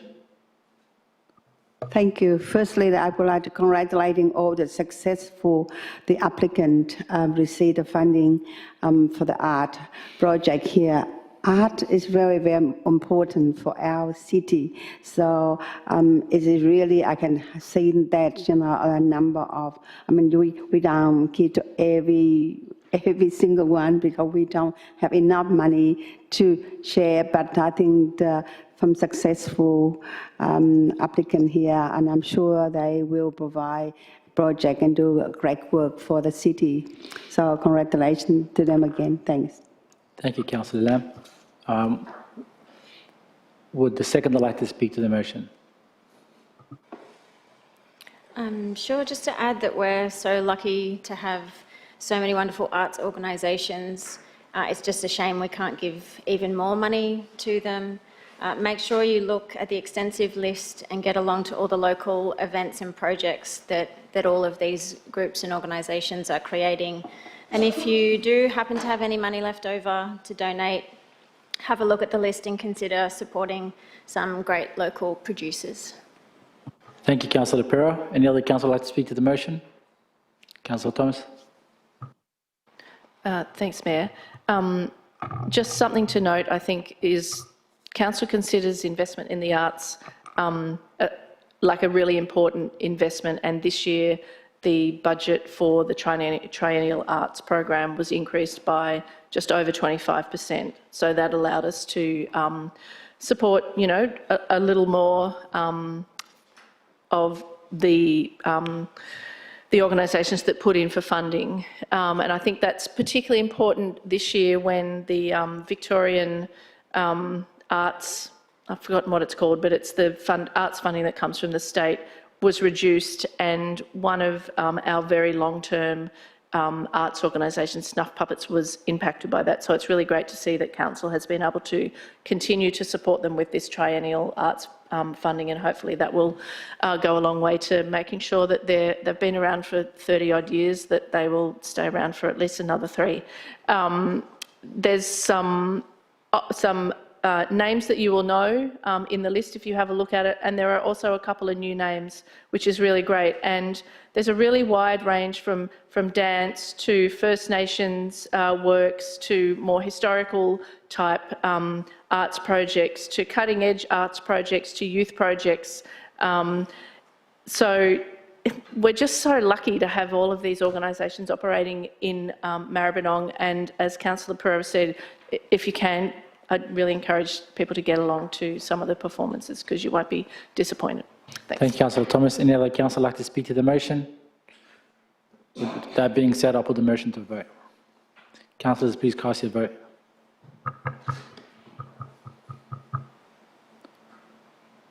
I declare the motion carried. We'll now move to agenda item 10.6, Live Music Advisory Panel Appointment. I'll call for council to move the motion. Councillor Thomas.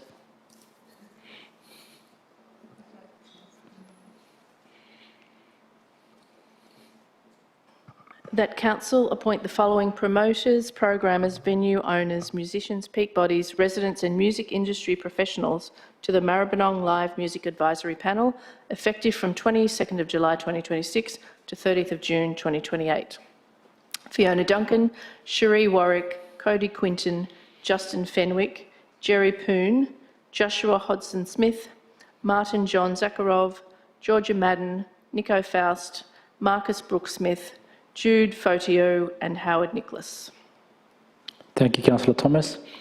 I'll call for councillor to second the motion. Councillor Meredith. Are there any questions or points of clarification?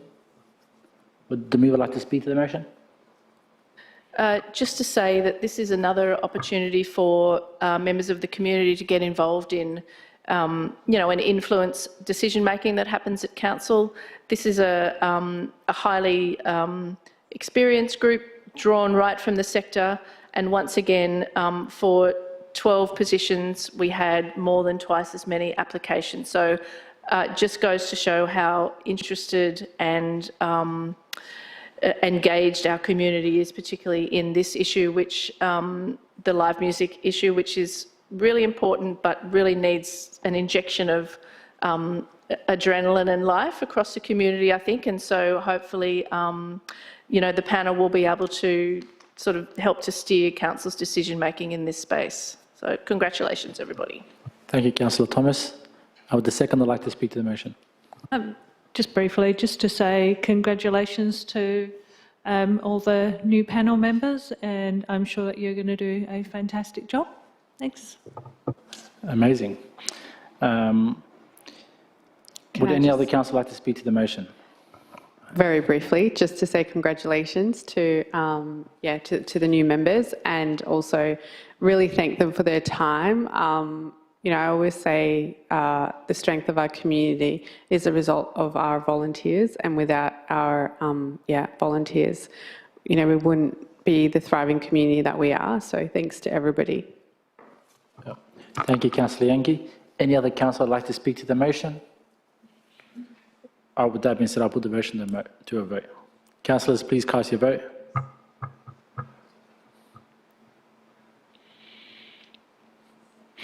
I declare the motion carried. We move to agenda item 10.7, special rate and charge policy. I'll call for councillor to move a motion. Councillor Meredith. I can do it.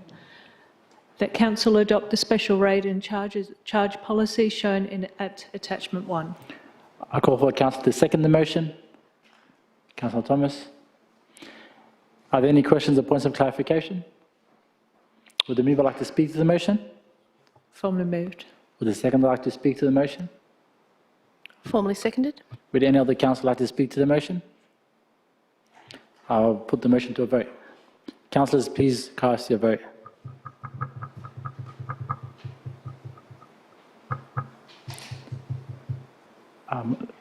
Councillor Lam. I declare the motion carried. Move to agenda item 10.8, review of councillor gifts, benefits and hospitality policy. I call for councillor to move a motion. Councillor Meredith. That council adopt the councillor gifts, benefits and hospitality policy shown at attachment 1. Call for councillor to second the motion. Councillor Pereira. Are there any questions or points of clarification? Would the mover like to speak to the motion? Formally moved. Would the seconder like to speak to the motion? Formally seconded. Would any other councillor like to speak to the motion? I'll put the motion to a vote. Councillors, cast your vote.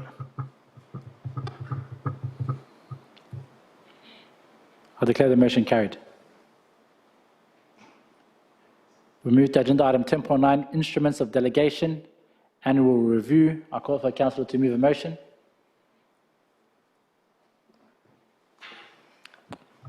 Councillor Thomas. That council, in the exercise of the powers conferred by section 11(1) of the Local Government Act 2020, the Act and other legislation referred to in the section 5 instrument of delegation to Chief Executive Officer shown at attachment 1, resolves that A, there be delegated to the members of council staff holding, acting in or performing the duties of the position referred to in the attached draft S5 instrument of delegation to the Chief Executive Officer, the powers, duties and functions set out in that instrument, subject to the conditions and limitations specified in that instrument. B, the instrument comes into force immediately upon the common seal of council being affixed to the instrument. C, on the coming into force of the instrument, all previous delegations to the Chief Executive Officer are revoked.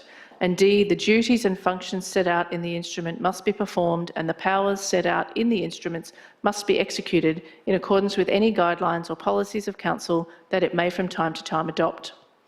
2, in the exercise of powers conferred by the legislation referred to in the S6 instrument of delegation to members of council staff, as shown at attachment 2, resolves that A, there be delegated to the members of council staff holding, acting in or performing the duties of the offices or positions referred to in the attached draft S6 instrument of delegation to members of council staff, the powers, duties and functions set out in that instrument, subject to the conditions and limitations specified in that instrument. B, the instruments come into force immediately upon the common seal of council being affixed to the instrument. C, on the coming into force of the instrument, all previous delegations to members of council staff other than the Chief Executive Officer are revoked, and D, the duties and functions set out in the instrument must be performed and the powers set out in the instrument must be executed in accordance with any guidelines or policies of council that it may from time to time adopt.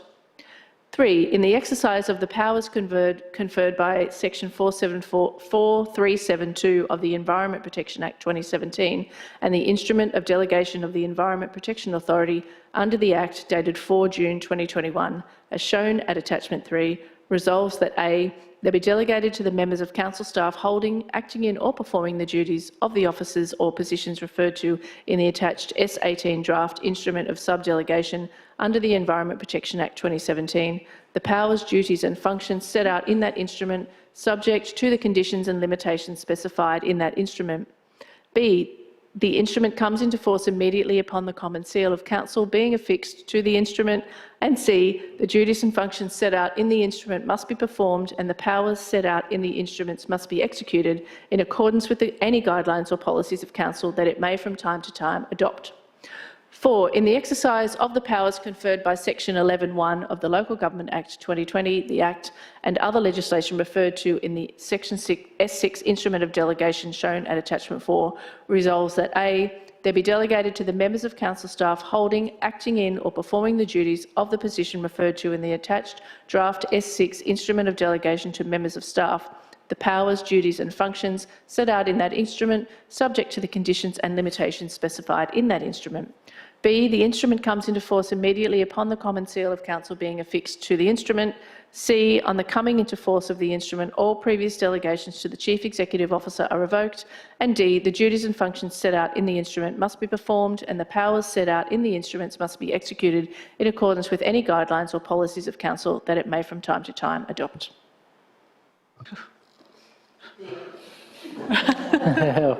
Well done, Councillor Thomas.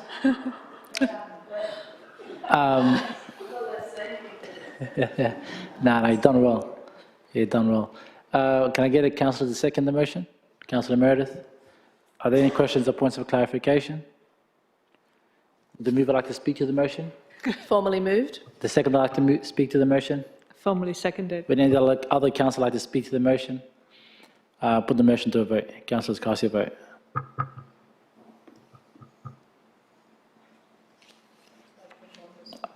Councillor Tuare. I declare the motion carried. Agenda item 10.10, Governance Report, June 2026. I'll call for Council to move a motion. Councillor Yengi. That Council note the June 2026 Governance Report. 2, endorse the extension of the Footscray Park Master Plan Advisory Committee Terms of Reference shown at Attachment 1 until 28 February 2027 to align with the conclusion of the Footscray Park Master Plan project. And 3, endorse the extension of the following committee members to the Footscray Park Advisory Committee until 28 February 2027 to align with the conclusion of the Footscray Park Master Plan project. These are Jonathan Baker, Lloyd O'Hanlon, Marika Gangler, Joyce Watts and Anna Mastachik. Yep. Can I call for Councillor to second the motion? Councillor Meredith. Any questions or points of clarification? Would the mover like to speak to the motion? Formally moved. The second would like to speak to the motion? Formally seconded. Any other councillor like to speak to the motion? I'll put the motion to a vote. Councillors, cast your vote. I declare the motion carried.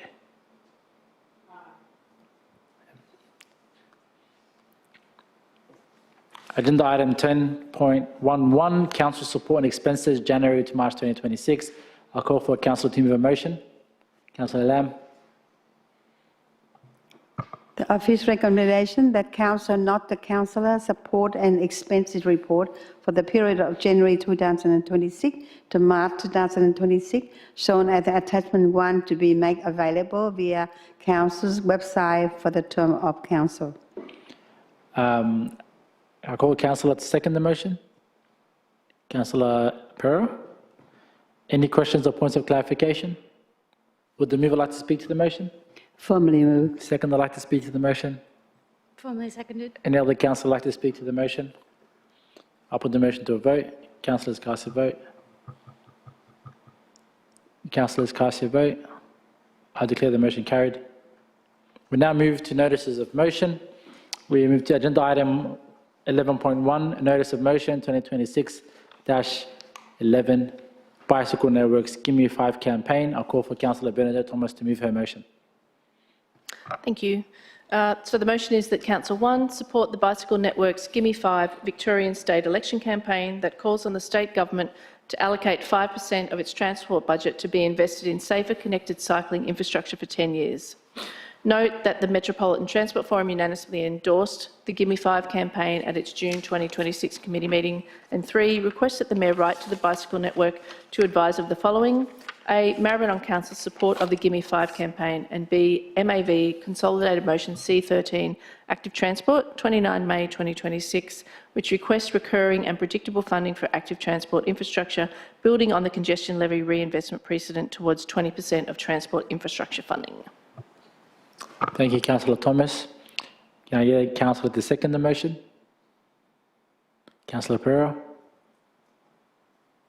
Are there any questions or points of clarification? Would the mover like to speak to the motion? Yeah, I'll just say a couple of things.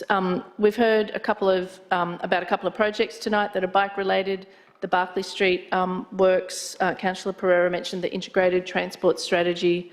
There were a couple of questions earlier about from the public about bike infrastructure, and so we know that improving bike infrastructure is important to this council, and it's important to our community, for the people who live here and ride around the community, the municipality, but also for people who ride through the municipality. Safety when you're riding a bike is probably your #1 key consideration. And was also mentioned earlier tonight, Council's has joined with the MAV. We took the motion that's mentioned as part of this motion to advocate for stable and long-term funding for active transport and bike infrastructure. So this campaign that Bicycle Network has created specifically this year to advocate to state government, because it's an election year, is a really important addition to Council's advocacy in this space. And the 5% funding is asking specifically to be directed to the strategic cycling corridors, which are the government's own bike corridors. They're their plans, but they're yet to be adequately funded. And so that 5% funding sits nicely alongside Council's own advocacy. It signals to government that the community thinks that their strategic, that's really hard to say, strategic cycling corridors are important, that they should be prioritised for funding, and that they should be prioritised for funding adequately to really finish them off in the sort of the short to medium term. Thanks. Thank you, Councillor Thomas. Would the second like to speak to the motion? There's not really much more to add because Councillor Thomas said everything, I think, but only that this does align with previous motions that our council and other council has taken to the MAV for state government advocacy, and also aligns with other advocacy that we're also doing at the federal level through ALGA, that the strategic cycling corridors are the state government's projects, and they are an important opportunity, I think, for the state to help lead the way in this space and take some of the pressure off local council that's already trying to manage a lot of different things, especially because in our context it lines up with other initiatives that are important, including the housing activity centres and further development of the old Footscray Hospital site. These routes will help people get around our city, and I'm excited to see the Bicycle Network doing some work in this space. Thank you, Councillor Pereira. Would any other councillor like to speak to the motion? Councillor Tawari. Yeah, thank you. I want to begin by acknowledging that the intent behind this motion is a good one. Bicycle Network does important work advocating for safer cycling infrastructure, better connections and improved conditions for people who ride. I recognise the value of that work and I support increased and more predictable investment in active transport. However, while I support the intent, I believe that the motion before us is quite flawed and it needed to be more carefully thought through. My first concern is the inconsistency between the two funding positions in the motion.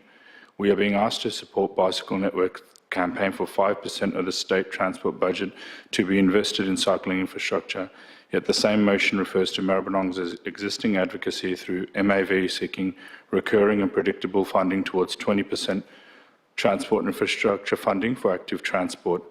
So what exactly is Council's position? 5% or 20%, or are we asking for 25%? I can't tell from the motion. Is the 5% intended to be an interim target, or are we weakening the position Council has already advanced? The motion does not explain this, and effective advocacy requires a clear and consistent request. My second concern is that the motion expressly asks Council to support what it describes as a Bicycle Network's Victorian state election campaign. I'm not suggesting that the Local Government Act necessarily prohibits Council from supporting any external campaign. My concern is whether doing so is appropriate, necessary, and consistent with our governance responsibilities. The Local Government Act requires Council to provide good governance for the benefit and well-being of its municipal community and to prioritise the best outcome for that community. In my view, those principles support Council developing its own independent advocacy position based on Maribyrnong Council's needs and evidence, rather than formally endorsing or supporting the election campaign of an external organisation. Bicycle Network may do excellent work, but I do not believe this council chamber is the appropriate forum for formally supporting a state election campaign.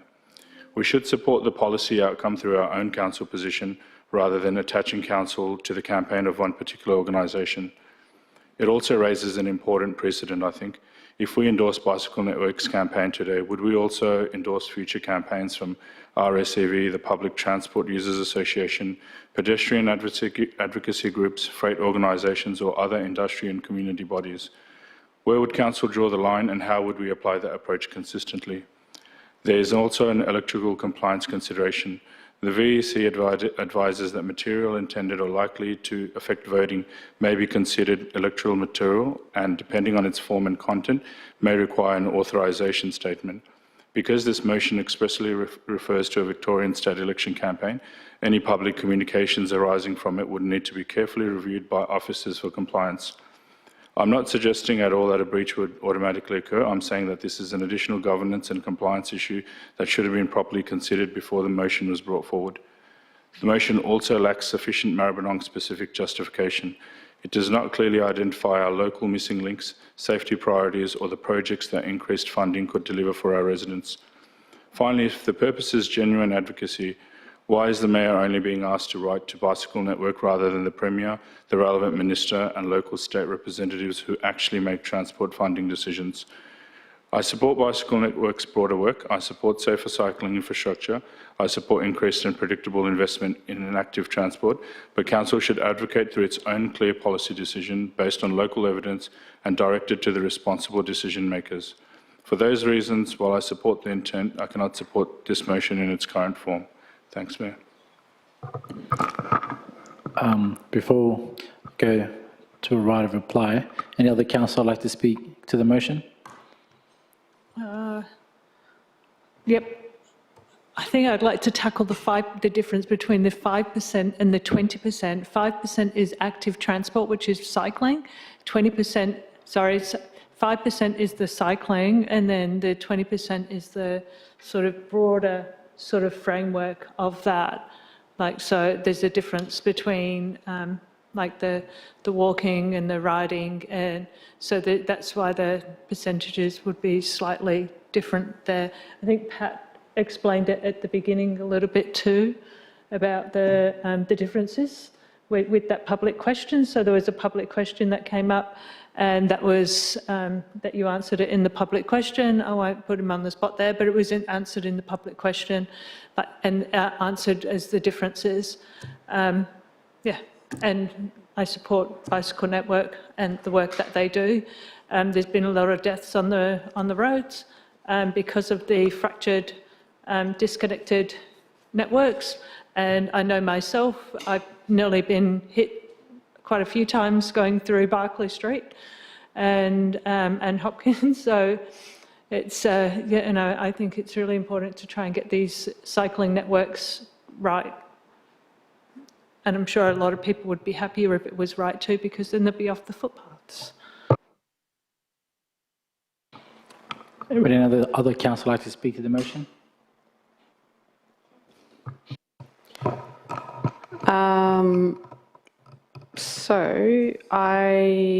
When this was first presented a couple of weeks ago, I had raised a couple of queries and concerns about it. I think for me, I just want to perhaps start off by and clearly stating that I love the bicycle network and the work that they do, and I support investment in cycling infrastructure and the development of safe, connected bicycle networks across our municipality. Active transport is a really important part of creating healthier and more sustainable communities, but the concerns that I raised a couple of weeks ago are still the same concerns that I have now, and that is not objecting to improving cycling infrastructure, but rather around council endorsing or participating in a campaign led by an external advocacy organisation, and particularly when that campaign is actively promoted and or amplified by a political party during an election period. I think that council has an important role in advocating directly for the needs of our community, but I just want to make sure that we're cautious about aligning ourselves with external campaigns that may be perceived as partisan or politically affiliated, regardless of how worthy the underlying cause may be. I think that council can continue to support better cycling outcomes through our own policies, strategies and advocacy without formally associating ourselves with an election campaign run externally. So these are, I guess, my concerns about supporting this campaign, and why I don't necessarily, want to put council in that position. However, I would absolutely welcome the opportunity for council to work in collaboration with the bicycle network and or, welcome MAV to, continue advocating as council is a member of MAV through those channels. Just not sure about, this instance. Thank you, Councillor Yengi. Would any other councillor like to speak to the motion?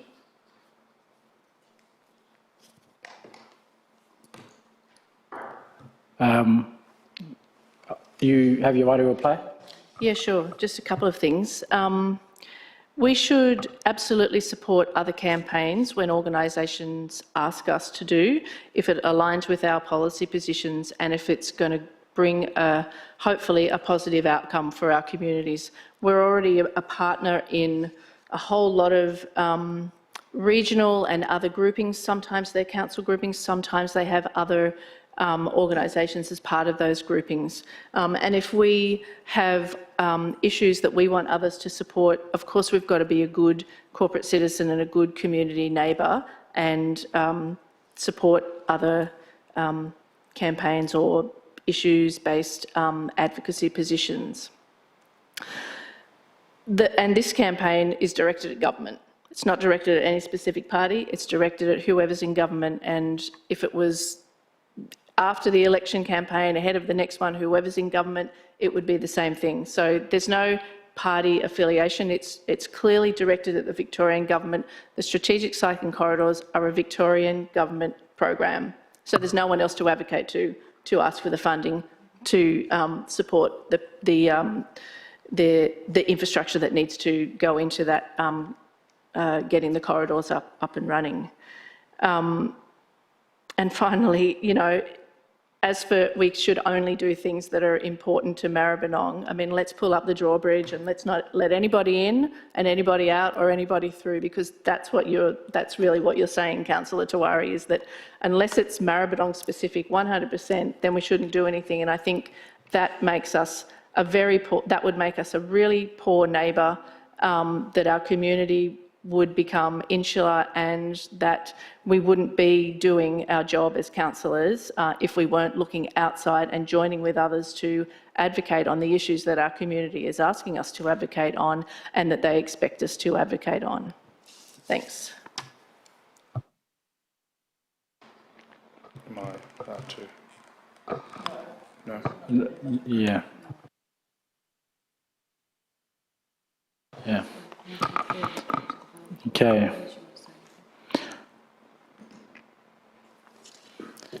This is an interesting one because I can definitely see where multiple councillors are coming from. I do believe advocacy is important, and a lot of the times council doesn't necessarily need to be the lead advocacy agency, but at the same time, I'm a bit concerned by what councillors raised around an election campaign. I'm not sure exactly what that entails, but I don't think council should be getting involved in any way. Regardless of how substantive that is, one of our advocacy priorities is a connected city.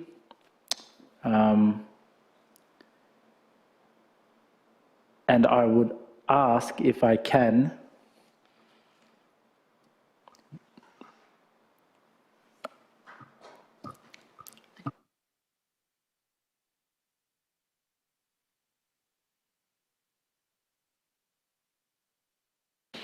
all right, what I'll do is I'll put the motion to a vote.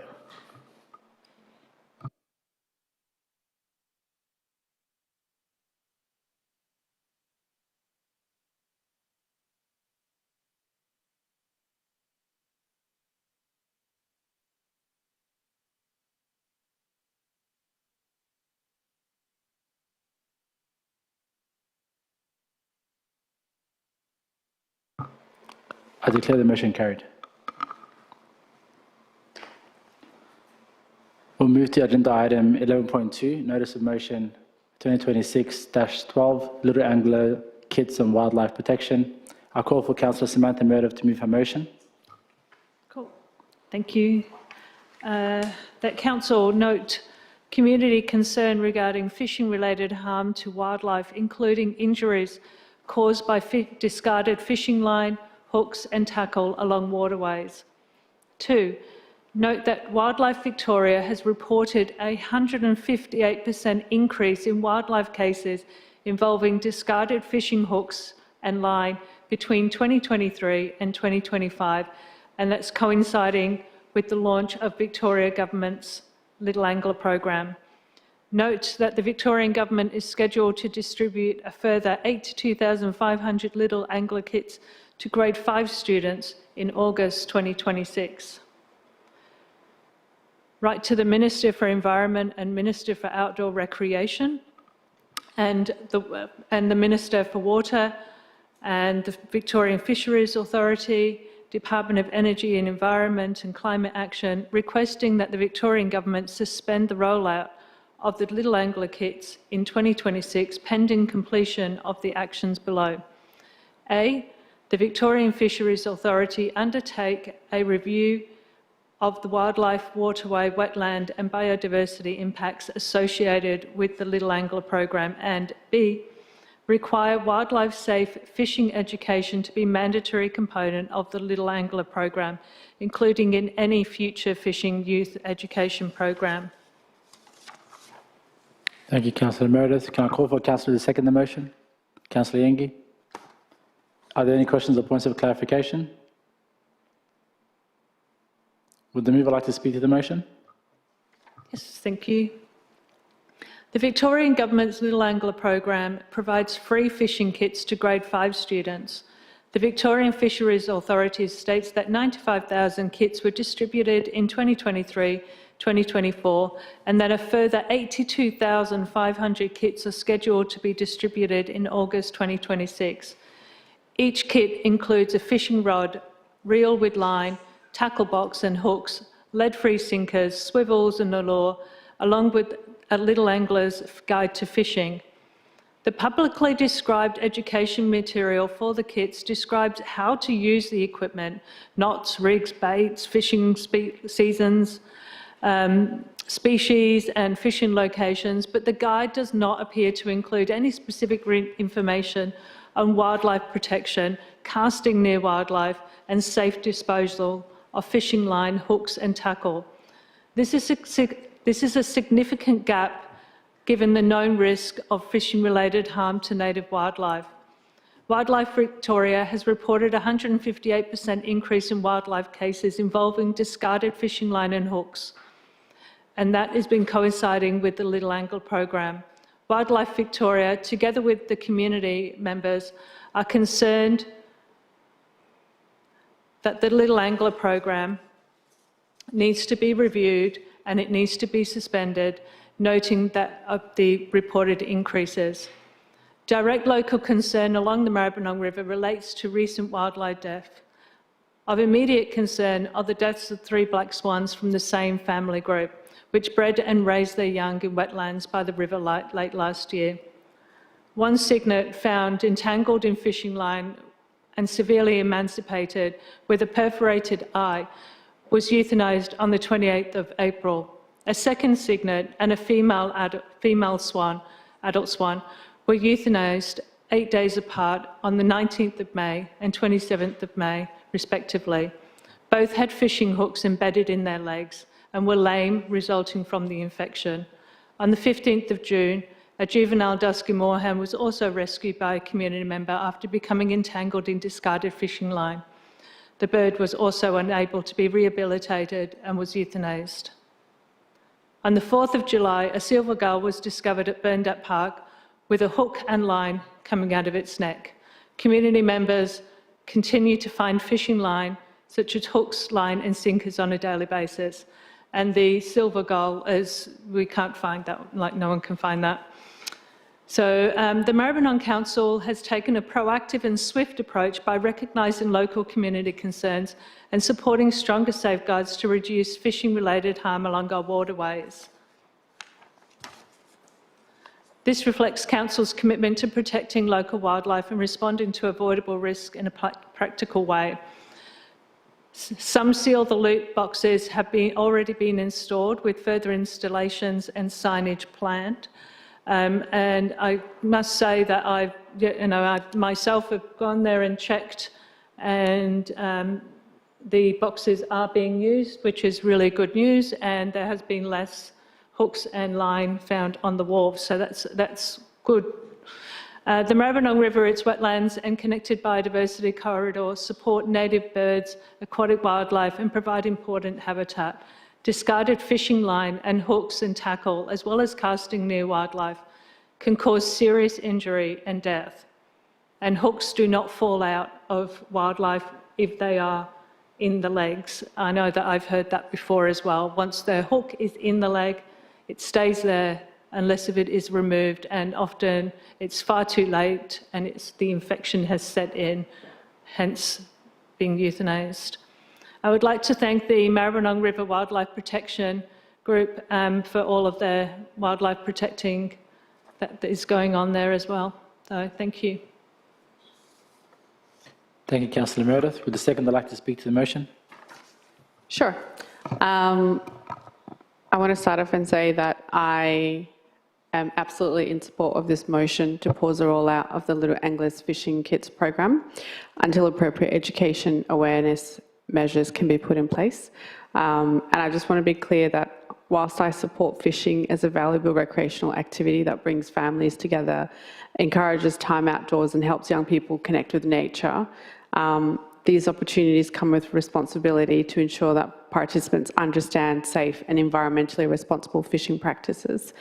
In recent times, as Councillor Meredith has mentioned, we've seen a significant rise in wildlife injuries and deaths along our river corridor as a result of discarded fishing line, hooks and other fishing equipment.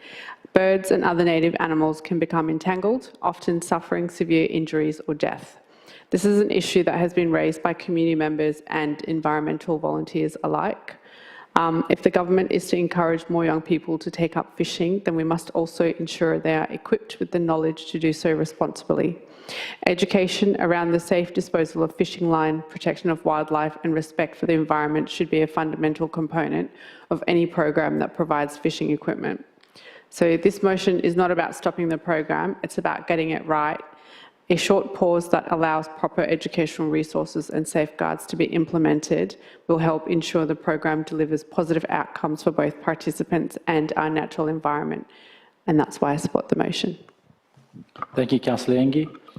Would any other councillor like to speak to the motion?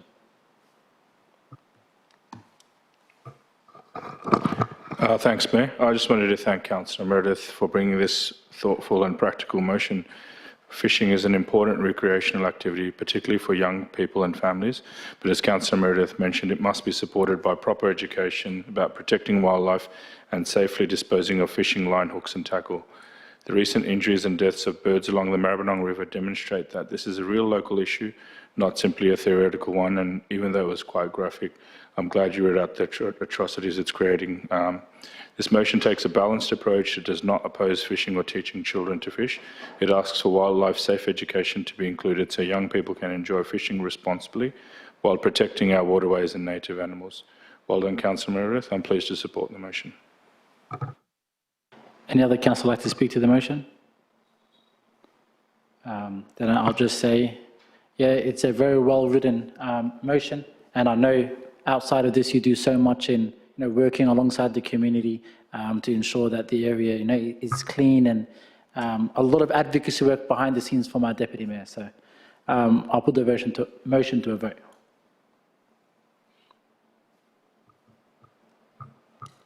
I declare the motion carried.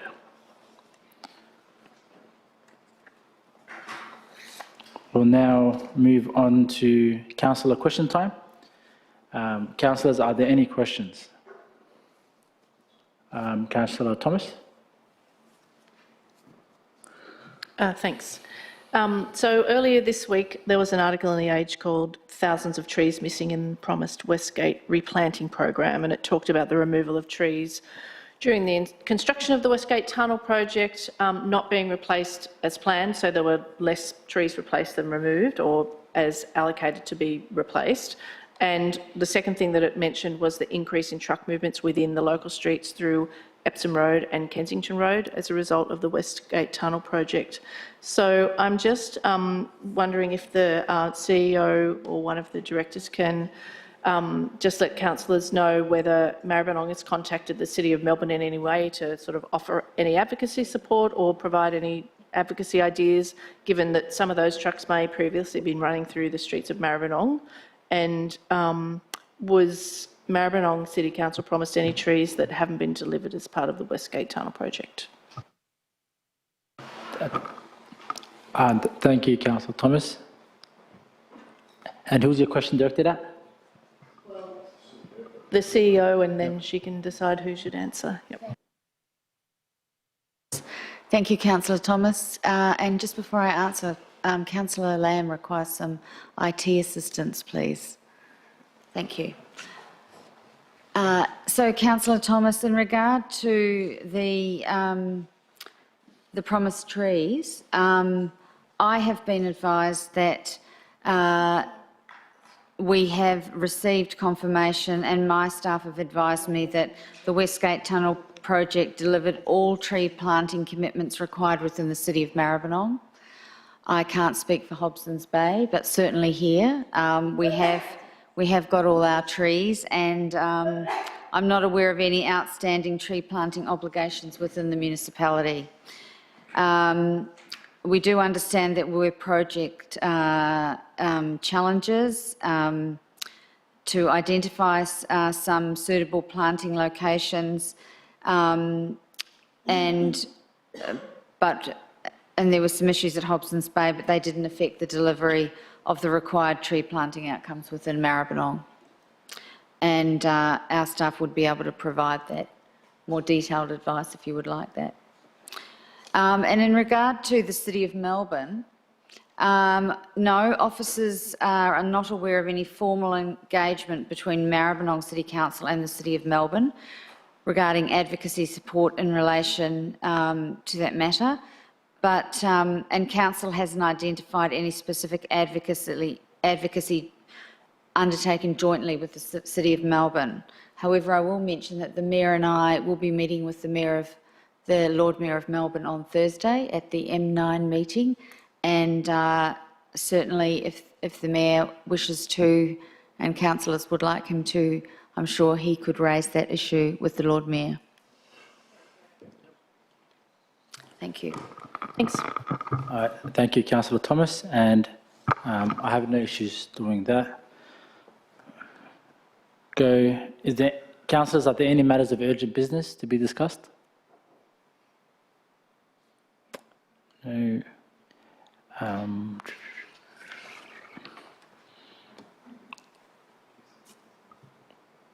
I call on a councillor to move a motion to close the meeting to members of the public in accordance with Section 66 of the Local Government Act 2020. Councillor Thomas. I call for a councillor to second the motion. Councillor Meredith. I'll put the motion to a vote.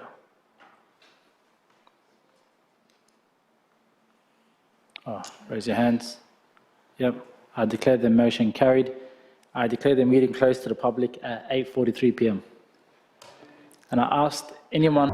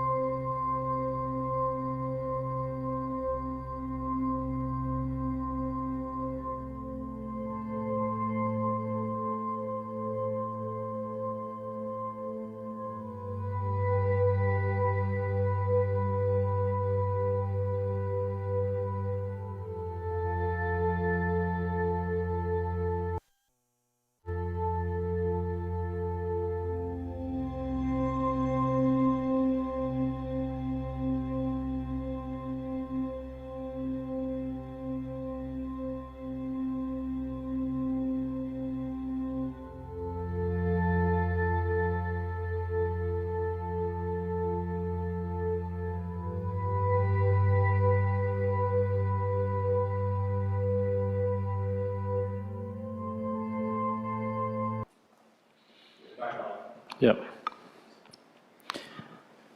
I advise that in accordance with the confidential resolution, no part of the report or the resolution is to be released to the public.